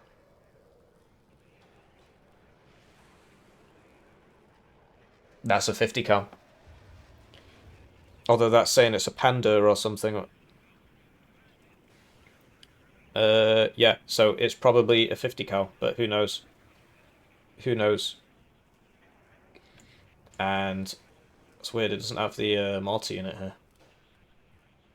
Anyway, wheeled self-propelled, tracked self-propelled.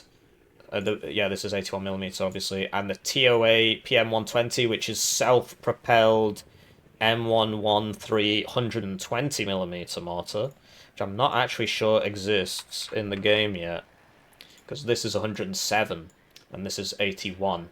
So yeah, you've got loads of different options. As for me, I'll be bringing the wheeled one simply because it survives counter battery more, and I just want it for smoke anyway. Plus the M109A1B 155mm and heavy M110 203 self-propelled guns. This is shaping up to be a very interesting division. So the M109 is obviously absolutely everywhere. We'll see what A1B means, given that this is A2, so it might be worse.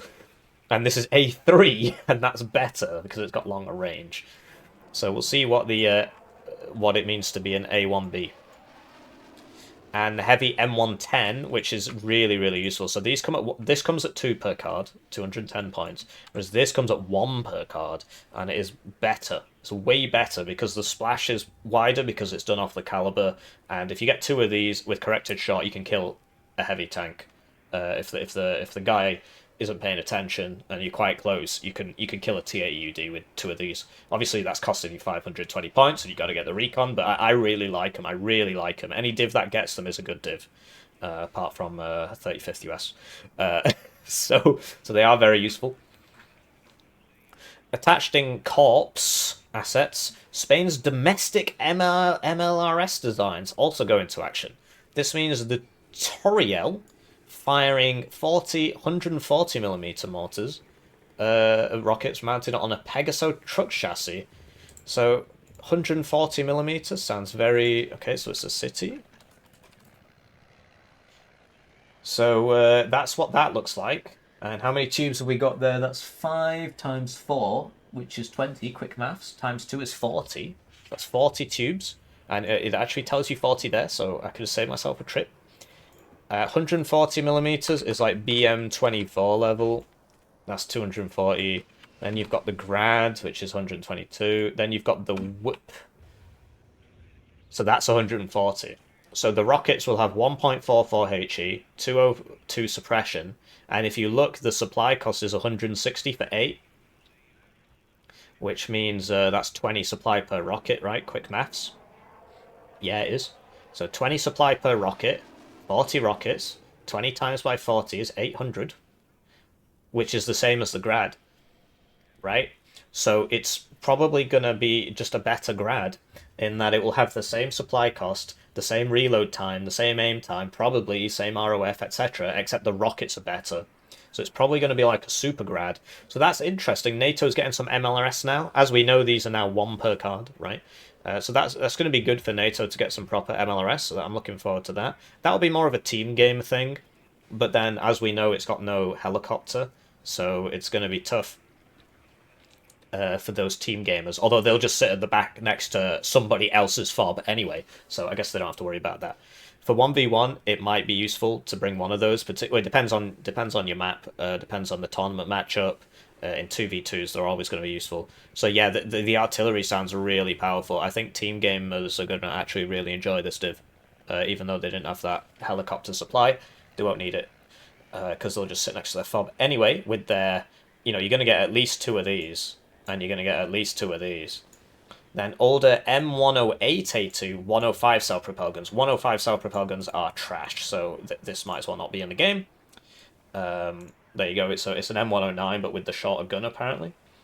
And you know, if you compare it to like the Abbott, this thing is garbage.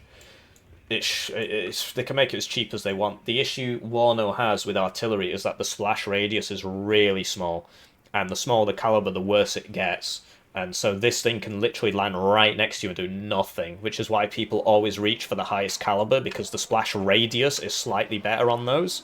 So that's why this thing is so much better. It's not just the HE value, it's the fact that it will actually hit your target, whereas this will land right next to him and not do anything. So you don't want that. You'll be wanting either these self-propelled mortar of some description, and the MLRS if you're in team games. So really cool tab, really cool tab. So that's 124. So tank tab, pretty good. Although at 2/3 strength of a regular NATO division, this category is less generous than other armored formations. So it's not going to have that much infantry and not have that many tanks. So if you look at like 5E Division Blindy, 5E Division Blindy doesn't have that much infantry, it doesn't have that much many tanks, but they're absolutely fine, and they're absolutely fine. But yeah, so this is like 1, 2, 3, 4, 5, 6 1-point slots, 2, 2, 3, 3. And when you bring it up, they say, "Oh, well, first armored gets a better one, yeah." That's French, and they do. They get lots more 1-point slots. So it's probably going to be a bit worse than 5E because it's not French. Like, who doesn't get that many tanks? It's probably going to be a bit more like this. Obviously, this is an infantry division, but it's probably going to be a bit more like this. So, you know, something like that. We'll see. I mean, obviously, we need to wait and see, but we're here to yap. And yap we shall. The Brunette's main tank battle was the AMX-30. Here we go. In several variants. The older version is the AMX-30E, an export variant differing from the original French AMX-30B by the fact that it has a trademarked by the fact that its trademark 20mm coaxial gun was replaced by 50 cal. This comes in either command or combat variants, both with heat rounds. Some upgraded AMX-30 EM1s look slightly different, but in stats their only difference is the fact that they carry AP rounds. That is a big difference. So, the AMX-30B is in Warno, and it is very, very strong. The reason it's very, very strong is that, so the gun isn't that great. The reason it's very, very strong is that it's really good against infantry because of the autocannon, and the autocannon has super duper accuracy, but it will not have an autocannon. So it'll be exactly like this, except without the autocannon, it will be 50 cal. So it's going to cost at least 10 points less, I should think. So it's going to be about 75 points for the tank, which is really not bad, because then it's cheaper than a T-55, and these got buffed as well now, so they shoot as fast as Challengers, or faster than Challengers. I promise I won't complain. So yeah, it's going to be about 9 armor with a 50 cal. It's going to be about 75 points, and that makes it ridiculously cost efficient, because like then you're in like AML 90 territory. But it's going to have 15 on the gun. It's going to be. It sounds like it's going to be really decent. I'm trying to think about what the availability is, but we can just check it. So it's going to probably go 964. So, you know, 6 per card, and depending on how many cards you get, you know, you're going to get at least 1 card of the of these, and at least 1 card of the AP rounds. So AP rounds do make things very effective. So if you compare this to we already showed the T-55, right, which has the KE rounds, which also drives up the price, because the closer you get, the more damage they do, whereas a heat round will always be 15 pen, no matter the range, so you can't run up to people and try and point blank them to kill Leopard 2 or something. With your funny smoke strats, with your self-propelled mortars, I'm really looking forward to this div. They don't pay me, by the way. They should. I'd chill more. But then, if you look at the T-54 on KDA, that's 65, but it's a heat round. So it's gonna be somewhere between these two. It'll have less armor than the T-54, so it's probably going to be about 75 points, because the fire rate's higher, the accuracy's higher. It's probably going to be about 75 points, I would think. Yeah, so interesting. And the AP one is probably going to cost 80. there's a lot of price compression at this range, but I would assume the AP one would cost 80 and the Heat one would cost 75. Or it might be 70 and 75. It's going to be about that range. About half the division's tank fleet was upgraded to the AMX-30 EM2 variant, which shares the AMX-30B2 stats, meaning max range gun, save for the coaxial machine gun being a 12.7mm. So, AMX-30B2 is also in France, and it's also very, very strong. So, if you've not got this, let's say 10 points cheaper, you're looking at 125 points, which is pretty decent, because then you can buy 2 of those a minute for 250. Whereas this, you can't buy it 2 a minute, because you only get 260 income a minute. Obviously, all 3 tactical players will be screaming in chat. So it's going to be about 125 points, which means it's more like a leopard like this. So it's going to have 9 armor instead of 8, and its gun is going to have a bit less accuracy, but it's going to be way faster. It's going to have a 50 cal instead of an MAG. It's going to have a bit more armor, and so I think it's going to cost about 125 points. I think that's reasonable. And if you look at the veterancy curve on these vehicles, the French one is 853. This is one of the reasons why it's so strong. Like, you could just spam it out at 2 there, and even if you don't, you can only, like, for 2 cards you get 10 good tanks, which is crazy. 853 is pretty incredible, actually. Whereas the Belgian one is also 853, right? Whereas this one, which is worse, is a 964. So yeah, it's probably going to be about 125 points. That's where I'd put it anyway. Obviously, they can do what they like. Lastly, we have a March to War. We have March to War, a few AMX-30 EM2 Sablé, Santa Barbara Blindage Reactivo. Isn't Santa Barbara like a band or something? Or a person? Or a California city, apparently. So it's reactive armor, right? An early 1990s upgrade plan for this tank. It was abandoned due to the end of the Cold War, but simply put, this version is an EM2 with reactive armor.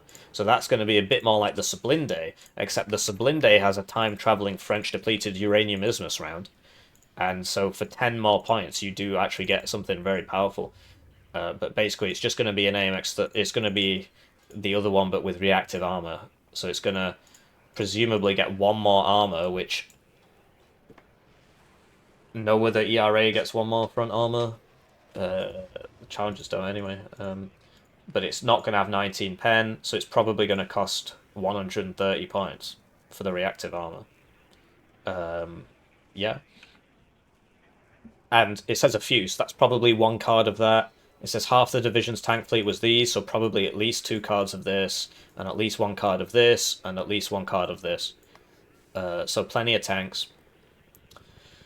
Pure anti-tank units are the TOAC, an M150 firing the ITO, and the BMRCC, the TOW2 armed variant of the 6x6 wheeled chassis. So that's really interesting, because, and look, they've all got smoke launchers. Because M150 firing the ITO is new. We do have M150 firing the regular TOW. This is a Recon version, but so it's got mediocre stealth. So this M150 firing the ITO is probably going to have bad stealth or mediocre stealth, most likely mediocre stealth, because there are this is the ITV. So it's going to be kind of similar to like this. It's going to be kind of probably exactly the same as this, except it might have a 50 cal on it, and it's probably going to cost about 60 points, right? We'll see if it gets smoke. We'll see if it gets smoke. Smoke's so useful for these things, because they got mediocre optics. Sorry, mediocre stealth. They generally get spotted. So it's probably going to cost about 60 points, and it's probably going to be pretty similar to the M109 ITV. M901 ITV. And the BMRCC, which is a TOW2 6x6 wheeled. So that's pretty strong. Now you're looking more at like, gosh, I'm trying to think. Who's got a TOW2 and is wheeled? Because all of these Jeeps and stuff tend to be, so it's more like a Humvee TOW. It's more like this. So like 80 points for a TOW2, except it'll have 8 HP if it's a wheeled 6x6 chassis, you know, similar to the BTR 60 PB, which has got 8, right? The BTR 80's actually got 10. But yeah, the BTR 70 and everything, BTR 60, they've all got 8. So it'll probably have 8 HP, and it'll have toe 2s, and if it's got good stealth, it'll be like 85 points easily. And if it's got mediocre stealth, it'll be more like 70-ish points. So that's interesting. Recon tab. And we are only 1 hour and 34 minutes in. Nobody's watching this one, blimey. Recon tab, very good. So this is exactly what we were talking about with the infantry when I spoke about 11th ACAV. So if you look at 11th ACAV, very weak logistics. It's probably going to be like this on logistics. It's probably going to be like this on infantry. It's probably going to have a better RT tab. It's probably going to have slightly worse tanks. And the recon tab's probably going to look a lot like this, especially if he says very good. So you've only got 5 infantry, but it doesn't matter because here come the rest of them in the other tab. So don't worry about that lack of infantry. This division had its own fully armoured cavalry regiment. On top of that, we decided to add more formations to beef up the proposed mechanized corps serving in West Germany. As such, the even larger armoured cavalry brigade was added to Brunette, the Brigada di Calabria Girama 1. So presumably that's a place.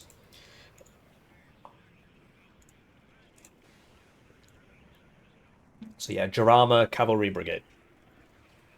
The division's own infantry-based recon units include infantry scouts, such as the Francotadores 2 men, with a Setme C and an M43, which is a World War II German Mauser with a scope. So that's a sniper team. That's your sniper team. We'll see if the World War II German Mauser K98 with a scope is classed as a sniper rifle or a DMR. I'm not sure what a Setme C is, if it's just a regular rifle or if it's like a DMR version.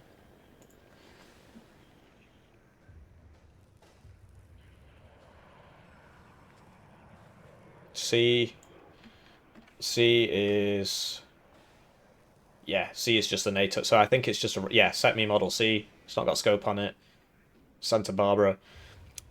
So it's probably... It depends, right? Because it can either end up like... It can either end up like these guys, which is a sniper team, but this is a DMR, so it's only got 850 meters range.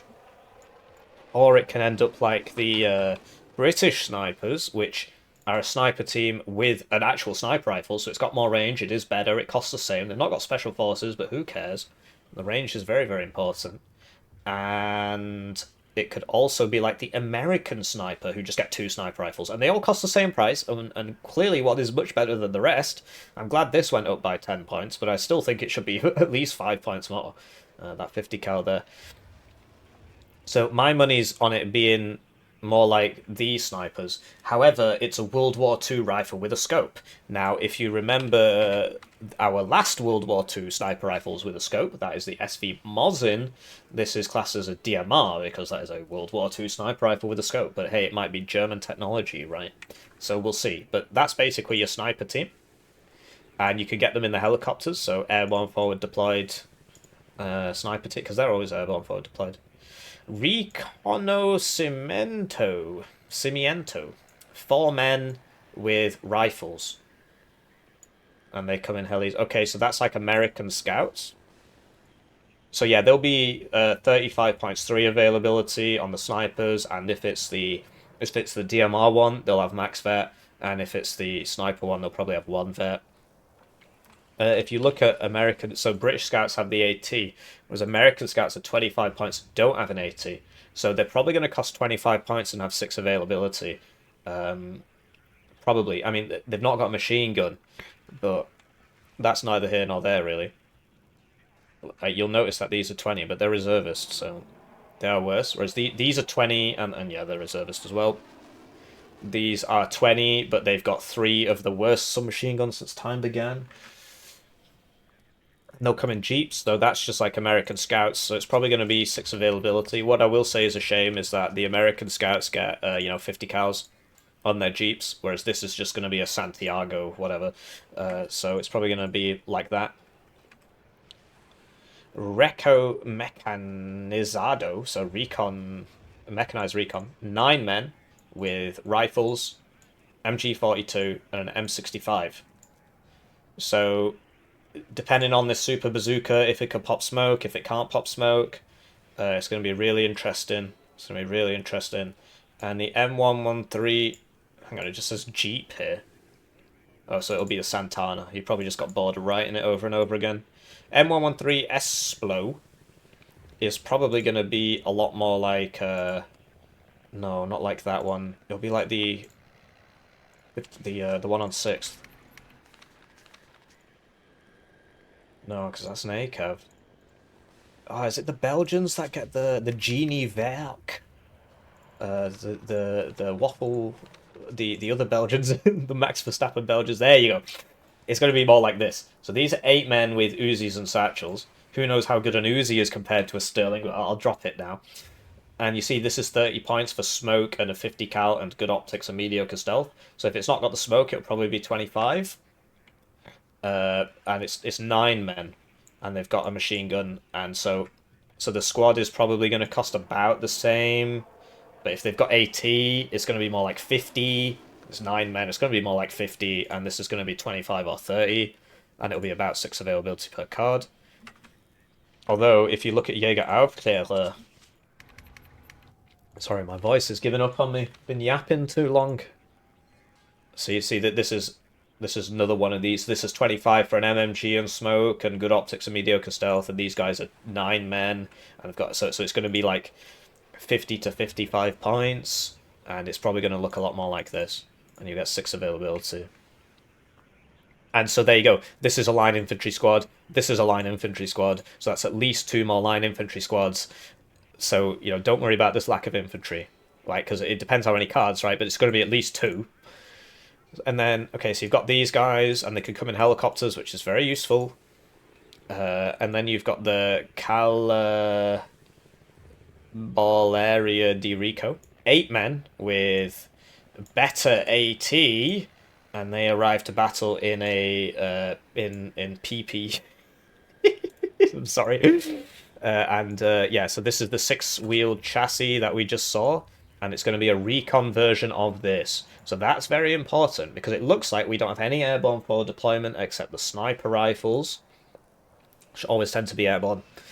And so this is going to be your frontline early game fighting guys, because they're going to have 9 men, right? And you can bring them in a helicopter, which does help. So that's like Alaskan Cav Scouts kind of thing, or Air Mobile Scouts on Britain. And this is 8 men with the PP. And so this will probably be like a 50 cal. It'll have more in common with like Razvedka Saperi, who are on 35Y, aren't they? 39Y. So it'll have more in common with this. So this is 8 men. They've got satchels instead of AT, so that'll probably cost about 55 points. It might even be 60, depending on how good this AT is. And they'll be arriving in like a Razvedka BTR 60 PB sort of thing, which can't remember who gets that. There you go. So it's on 56Y, because of course it is. So it'll be more like this, right? Except it'll be more men, so at least 55 points, depending on that AT. And this will probably be about this level, except it'll have smoke, so it might even be 45 points, but the gun will be worse, so it might stay at 40.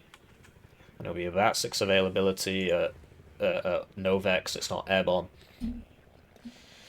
Dedicated recon vehicles include the Santa Rasura radar-equipped recon jeep. So there you go, that's an exceptional optics jeep for you. So it'll be like this, except, yeah, it'll probably be 4 availability. It'll be like the Zibi, but it'll be wheeled, so it might die pretty easily. So it'll be more like the Racist, actually. Here you go.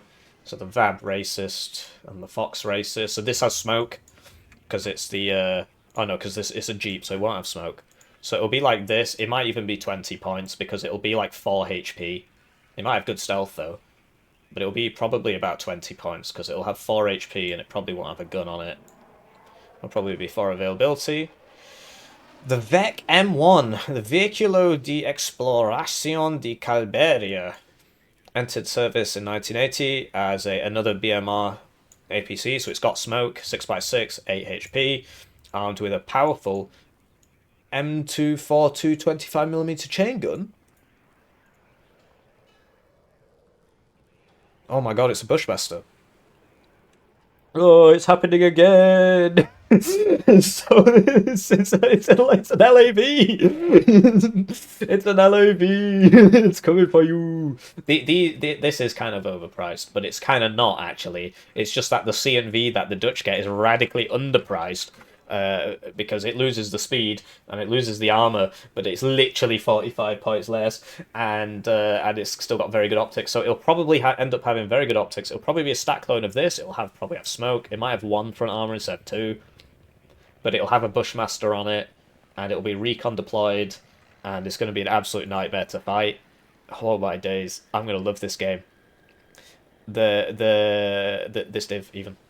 The VEC H90, while there were technical issues to fit the huge 25mm chain gun in the turret, which was originally designed for a 20mm weapon, many VECs started their career without a turret, or in certain cases, with the turret from retired AML-90s. By 1989, those retaining the 90mm gun are the odd ones out. Okay, so that's going to be more like an AML-90. So it's probably going to be about 70 points. It's going to have the same gun. It'll probably have 8 HP. It'll probably have good or it might have mediocre stealth. It will have the smoke because we've seen the smoke. It'll be well, I don't know if it'll be amphibious. So it'll be more like an AML-90. It'll have obviously the same gun stats as the AML-90. So that is probably going to be a lot like an AML-90, but it might have mediocre stealth instead of good stealth because it's more of a this kind of chassis. Aerial recon is provided by the HR-15, which is a Spanish designation for a slightly modified bow helicopter. So that's the West German one. So that's the West German one. So there you go. It's going to look exactly like that, presumably, or different lick of paint, but I assume the stats will be identical, especially given that it says slightly modified. Elements from the attached Brigada de Calbera Jarama brings the M48A5E2 Recon, which is close in stats to the American M48A5A Cav. So that's the one off 6th. That's the one off 6th. Although, so I read on the forums that apparently it should actually be an M47, not an M48. There you go, that's the YPR thing. With the ML90 gun. So it should be an M47, not an M48, but if it's like same stats, it's going to be like this.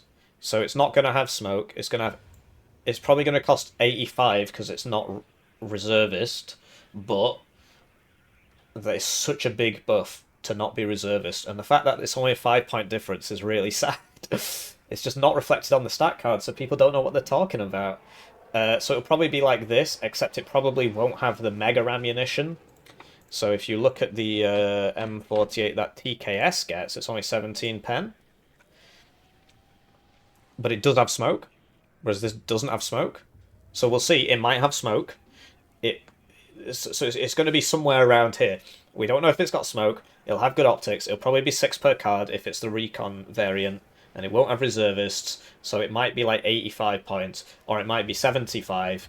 Or it might be just 80. It'll probably be 80 points. Because if it's got the worst gun but no reservist, kind of makes sense for it to be 80. We'll see. It's kind of weird how the American one's faster. It's also really weird how these don't have a stabilizer on them by default. Because even if it's an unstabilized gun, in Warno they always give them 5% so that they can at least aim while they're on the move. So that's going to be interesting. So really stacked recon tab, absolutely incredible. Like what to bring. You obviously want this to help your infantry. You obviously want this to help your infantry. You probably don't want these. You can bring this for your tanks, right?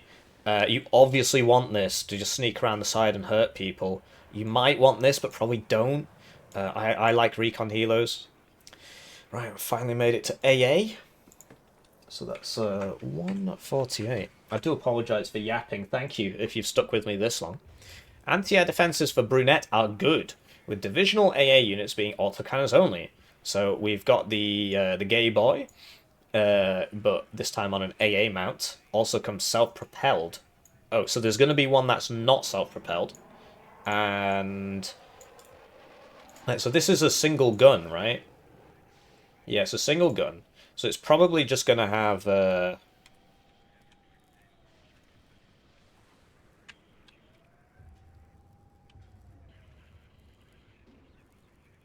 What the heck? It's probably going to look a lot like this, in that it's trash. But the idea is you use it against infantry, but these 20mm are not good against infantry. The Zwillinger is really good against infantry. For only 10 points more, it actually really shreds infantry. It's because of the accuracy. So it's already twice as good, because the accuracy is twice. And it also fires more within the salvo, so it shoots faster, as you can tell from the rate of fire. So with it being a single one, it's probably not going to be that great at all. But if it's on a truck, that can be useful, at the start. And then you've got the Setme 306 twin 20mm, so that is...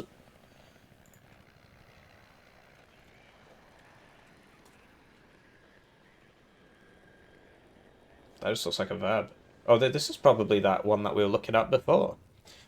So if it's twin 20mm, it will be like a Zwillinger, and then it will be good against infantry, and then the Bofors L70, which is not good against infantry. Corps anti-air defenses include the following. The AMX-30RE1, which is a Roland 1, and an AMX-30RE2, which is Roland 2. There is no Roland 1 in the game. I can show you the Roland 3.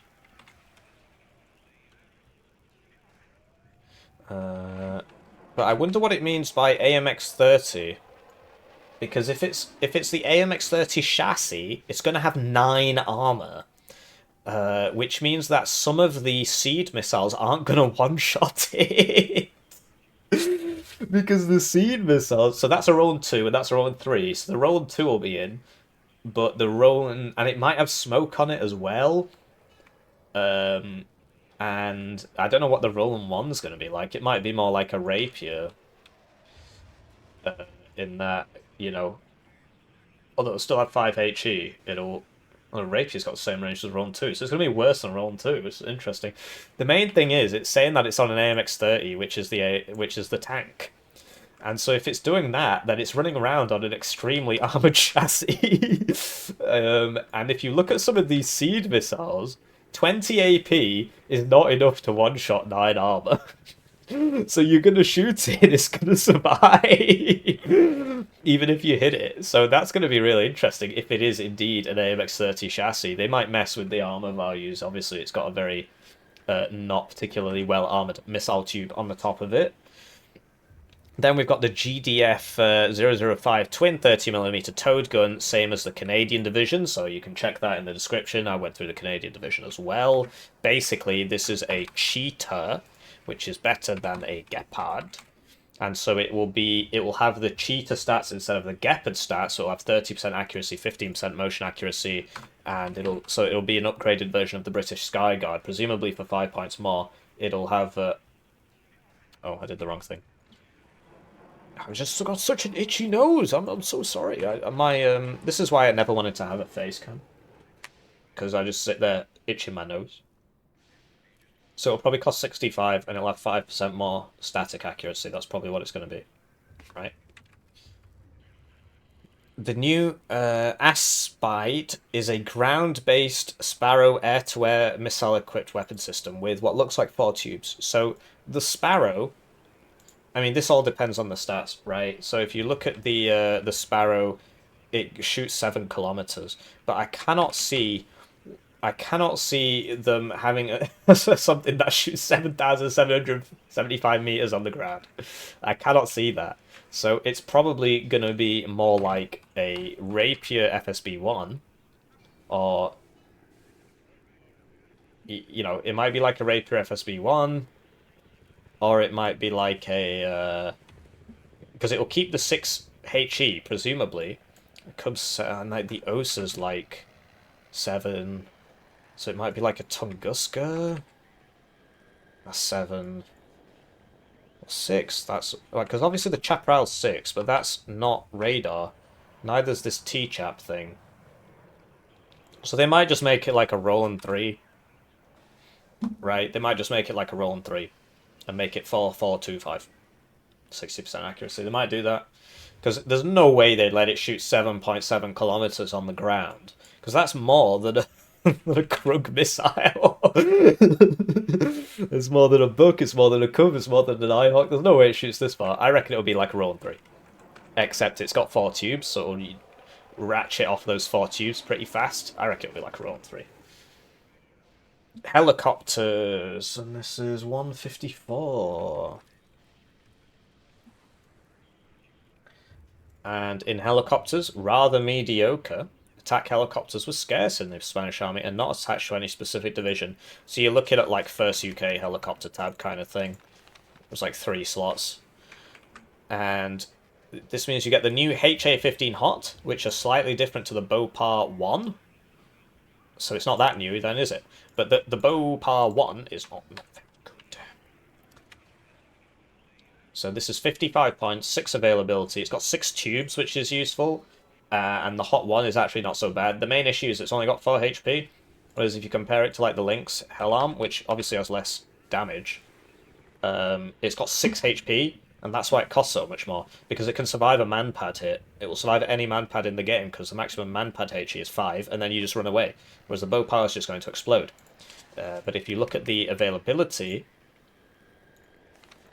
it's 6. So it'll probably be 6 availability. It depends how many tubes it's got on it. We can't really see that here. And then a few Spanish BO 105. Estimates vary, but not much. So, not many. It should probably have 1 card. Much like the Gazelle 20mm. This was done by the addition of a ventral 20mm. So that's going to be like a Gazelle cannon. So those are really, really useful. Especially on 5e. So it's going to be like this. So 4 HP. If it's literally the GIAT, because basically the GIAT has like more zoomer memes. The GIAT fires a lot better than the Urn. Despite the Urn being on paper better, the GIAT is actually way better. The fire rate on the GIAT, because it's to do, because obviously reload time, right? But it's to do with how fast the shots shoot within the salvo itself. So this is telling you reload time between salvos, 1.3 seconds. So it shoots 10, then it reloads. The thing is, within the salvo itself, the Gazelle cannon shoots much faster than the Urn one. So if it's just copied off the Gazelle cannon, it's going to be really, really good. Obviously the Urn's got rockets, but it's 10 points more. And the Gazelle cannon is really, really powerful. There's a strat with 5e, which you see a lot, where they just open with... they literally just open with 2 of these and see what they can get away with at 2 vet, because you get 4. And they just open with 1 or 2, and they just vibe check you. If you didn't bring any forward deployed AA, all your stuff dies. Because it just eviscerates everybody. So yeah, that's going to be quite powerful. Air tab. They're at 156. And it says, you know, the slots aren't great, rather mediocre, so you're probably only going to get like 3 slots. But that's all you need for Beaupar 101s, 1 card, and Gazelle Cannons, 1 card. That's all you need. You know, this gets more than First Armoured, but I'm thinking like First Armoured kind of level. You know, so all you Gazelle Cannon, Beaupar, and it'll probably have 3 slots, and you probably just won't fill this one. Obviously, it's all speculation, right? Air tab, 157. Pretty good with the Spanish flying to battle in 3 types of aircraft. The C-12, an American F-4C, modified for Spanish service, only used in a ground support role. They come with various rockets and bomb loadouts. So, what is the F-4C compared to the F-4E, compared to the F-4F? It might have 10% ECM. It might have 20% ECM. We don't know how bad the C is compared to the E and the F. I'm sure somebody in the comments thinks they know. I do read them all, by the way. I'm sorry I don't reply straight away. But if it's anything like this, it's going to be like 20% ECM maybe, because it's going to be worse than an E, and an E has 20, and it's going to have, you know, rockets on it. This thing is really, really good. It's going to be 3 availability per card, something like that.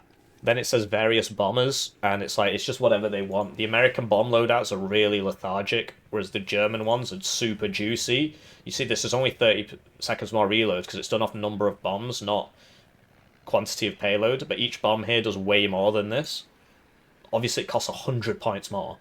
But yeah, it'll probably have more in common with this one because it won't have 30% ECM if that's what the F is all about. It might even have 10% ECM, who knows? Whoops. So it'll be like this. It'll be a bit more like this, maybe 20% ECM maximum. The C-14A, a French Mirage F1 modified for Spanish service used in both fighter and bomber roles. So the Mirage recently got a buff. Mirage F1. So this is the Mirage F1C. 20% ECM, 200 points. Missiles, we'll see, because if it's in Spanish service, do they have French missiles? Do they have American missiles? Is it going to have Sparrows? What's it going to have? You know, is it going to have Sparrows? So it'll have more range. Will it have AIM 9Ls, AIM 9Js, magic missiles? Who knows? Who knows? Who knows? But yeah, used in both fighter and bomber roles. So that's more new planes because the Mirage F1 is only... Oh, well, this is the CT, which is made up, actually. But, it's like 1992 or something. But yeah, it'll be somewhere around here. So probably 20% ECM, because the CT is made up. Probably 20% ECM. And then that means that you can get some really efficient point costs and stuff. Like the packed ones are pretty crazy. 20% ECM. Because you're looking at like MiG-23... MFs, like these come at 3 per card, and they're 20% ECM, and they're slower than the Mirage. So it'll be faster. It'll be 1325. It's going to be super fast for a bomber. So it's probably going to cost closer to the 275. But like a lot of these MiG-23s with their 20% ECM, they're 3 per card. Even though, like, look at that. Obviously, speed matters. Obviously, the guns are better on the French one. But look at that. Pack just has the best air force in the world, apparently. They're well known for it. The C-15, the American F-18, as already introduced with Canada, used in AT, AGM, so this is a Maverick. But which Maverick? We'll finish the sentence. Or fighter roles. So American F-18s, hey, that's going to be really cool. So 2 divs, the Spanish and the Canadians, get F-18s before the Americans, apparently. AGM-65E, because there's lots of Maverick variants in this game. They all have 30 AP, but it's about the accuracy. So this is the 65B, which has 150 range and 50. This is the B. This is the D, which has 150 and 60% accuracy. But this is the E, which is... I'm looking for the A10. That's weird. Where is it? It's at the top. So it's going to be better than the D. So it's just going to have, like, what, 65% accuracy? I doubt they'll give it 70. 60 seems to be where it tops out. But this is an E. So it might be, like, 70% accuracy. Can you imagine an F-18 Hornet sniping you with 70% accuracy? 30 AP missiles? Going to be tough. But hey, no seed. Yeah, no seed, but it's got rockets and various rocket and bomb loadouts. So that's it for the air tab. So to summarize, we've made it past the 2-hour mark. I don't do this on purpose. I just start talking and then I try and do as good a job as I can, and it takes as long as it takes. But yeah, to summarize, if you enjoyed this video, please do give it a like and a comment. Please consider joining as a channel member. But please at least like the video, especially if you watched it for 2 hours. You must have liked it. But to summarize, this div sounds really, really fun.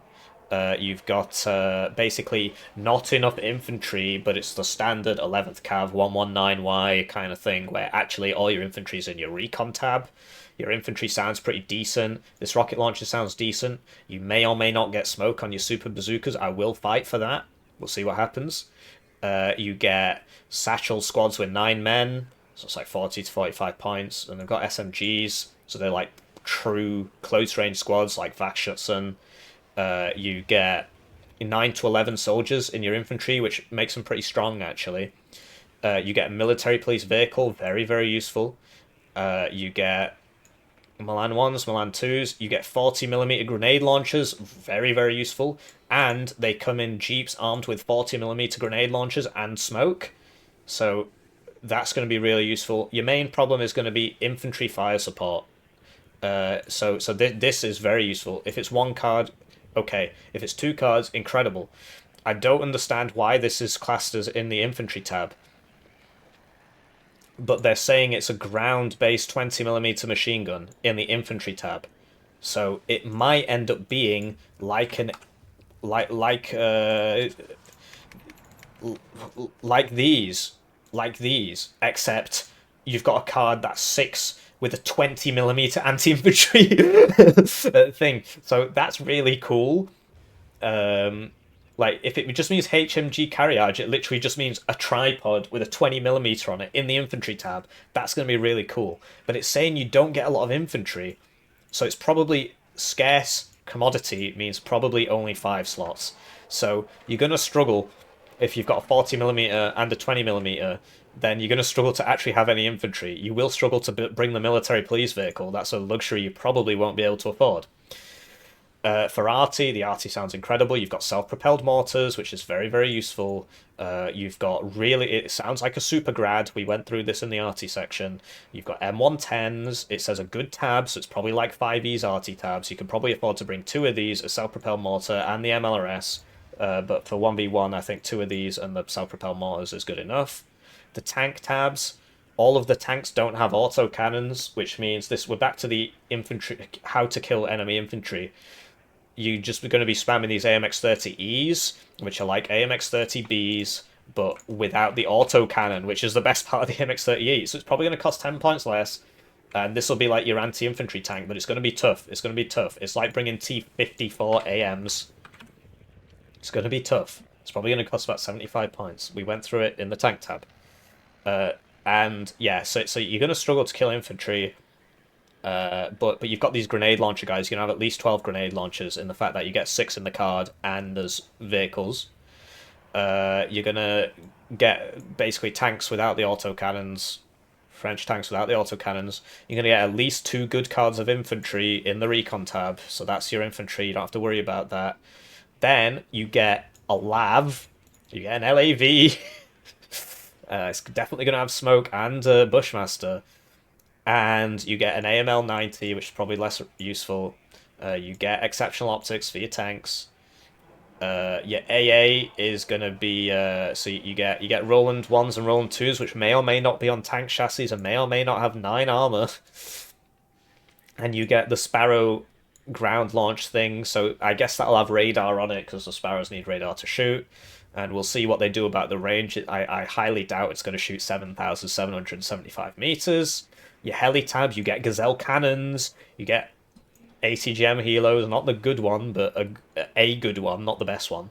And the air tab sounds absolutely cracked. You're getting rocket planes, you're getting bomb planes, you're getting really fast bombers, and you're getting American F-18s with the best version of the Maverick that the Americans don't even get. Unless this was a typo, the E isn't in the game yet. So that's it for the summary, and then we have in memorandum, Eugen Systems is sad to announce the death on Thursday the 27th of one of their own, Ryan Amarat. His huge name was like Folscar or something. I'm going to very, very quickly look this up. Obviously, I can't leak the DMs.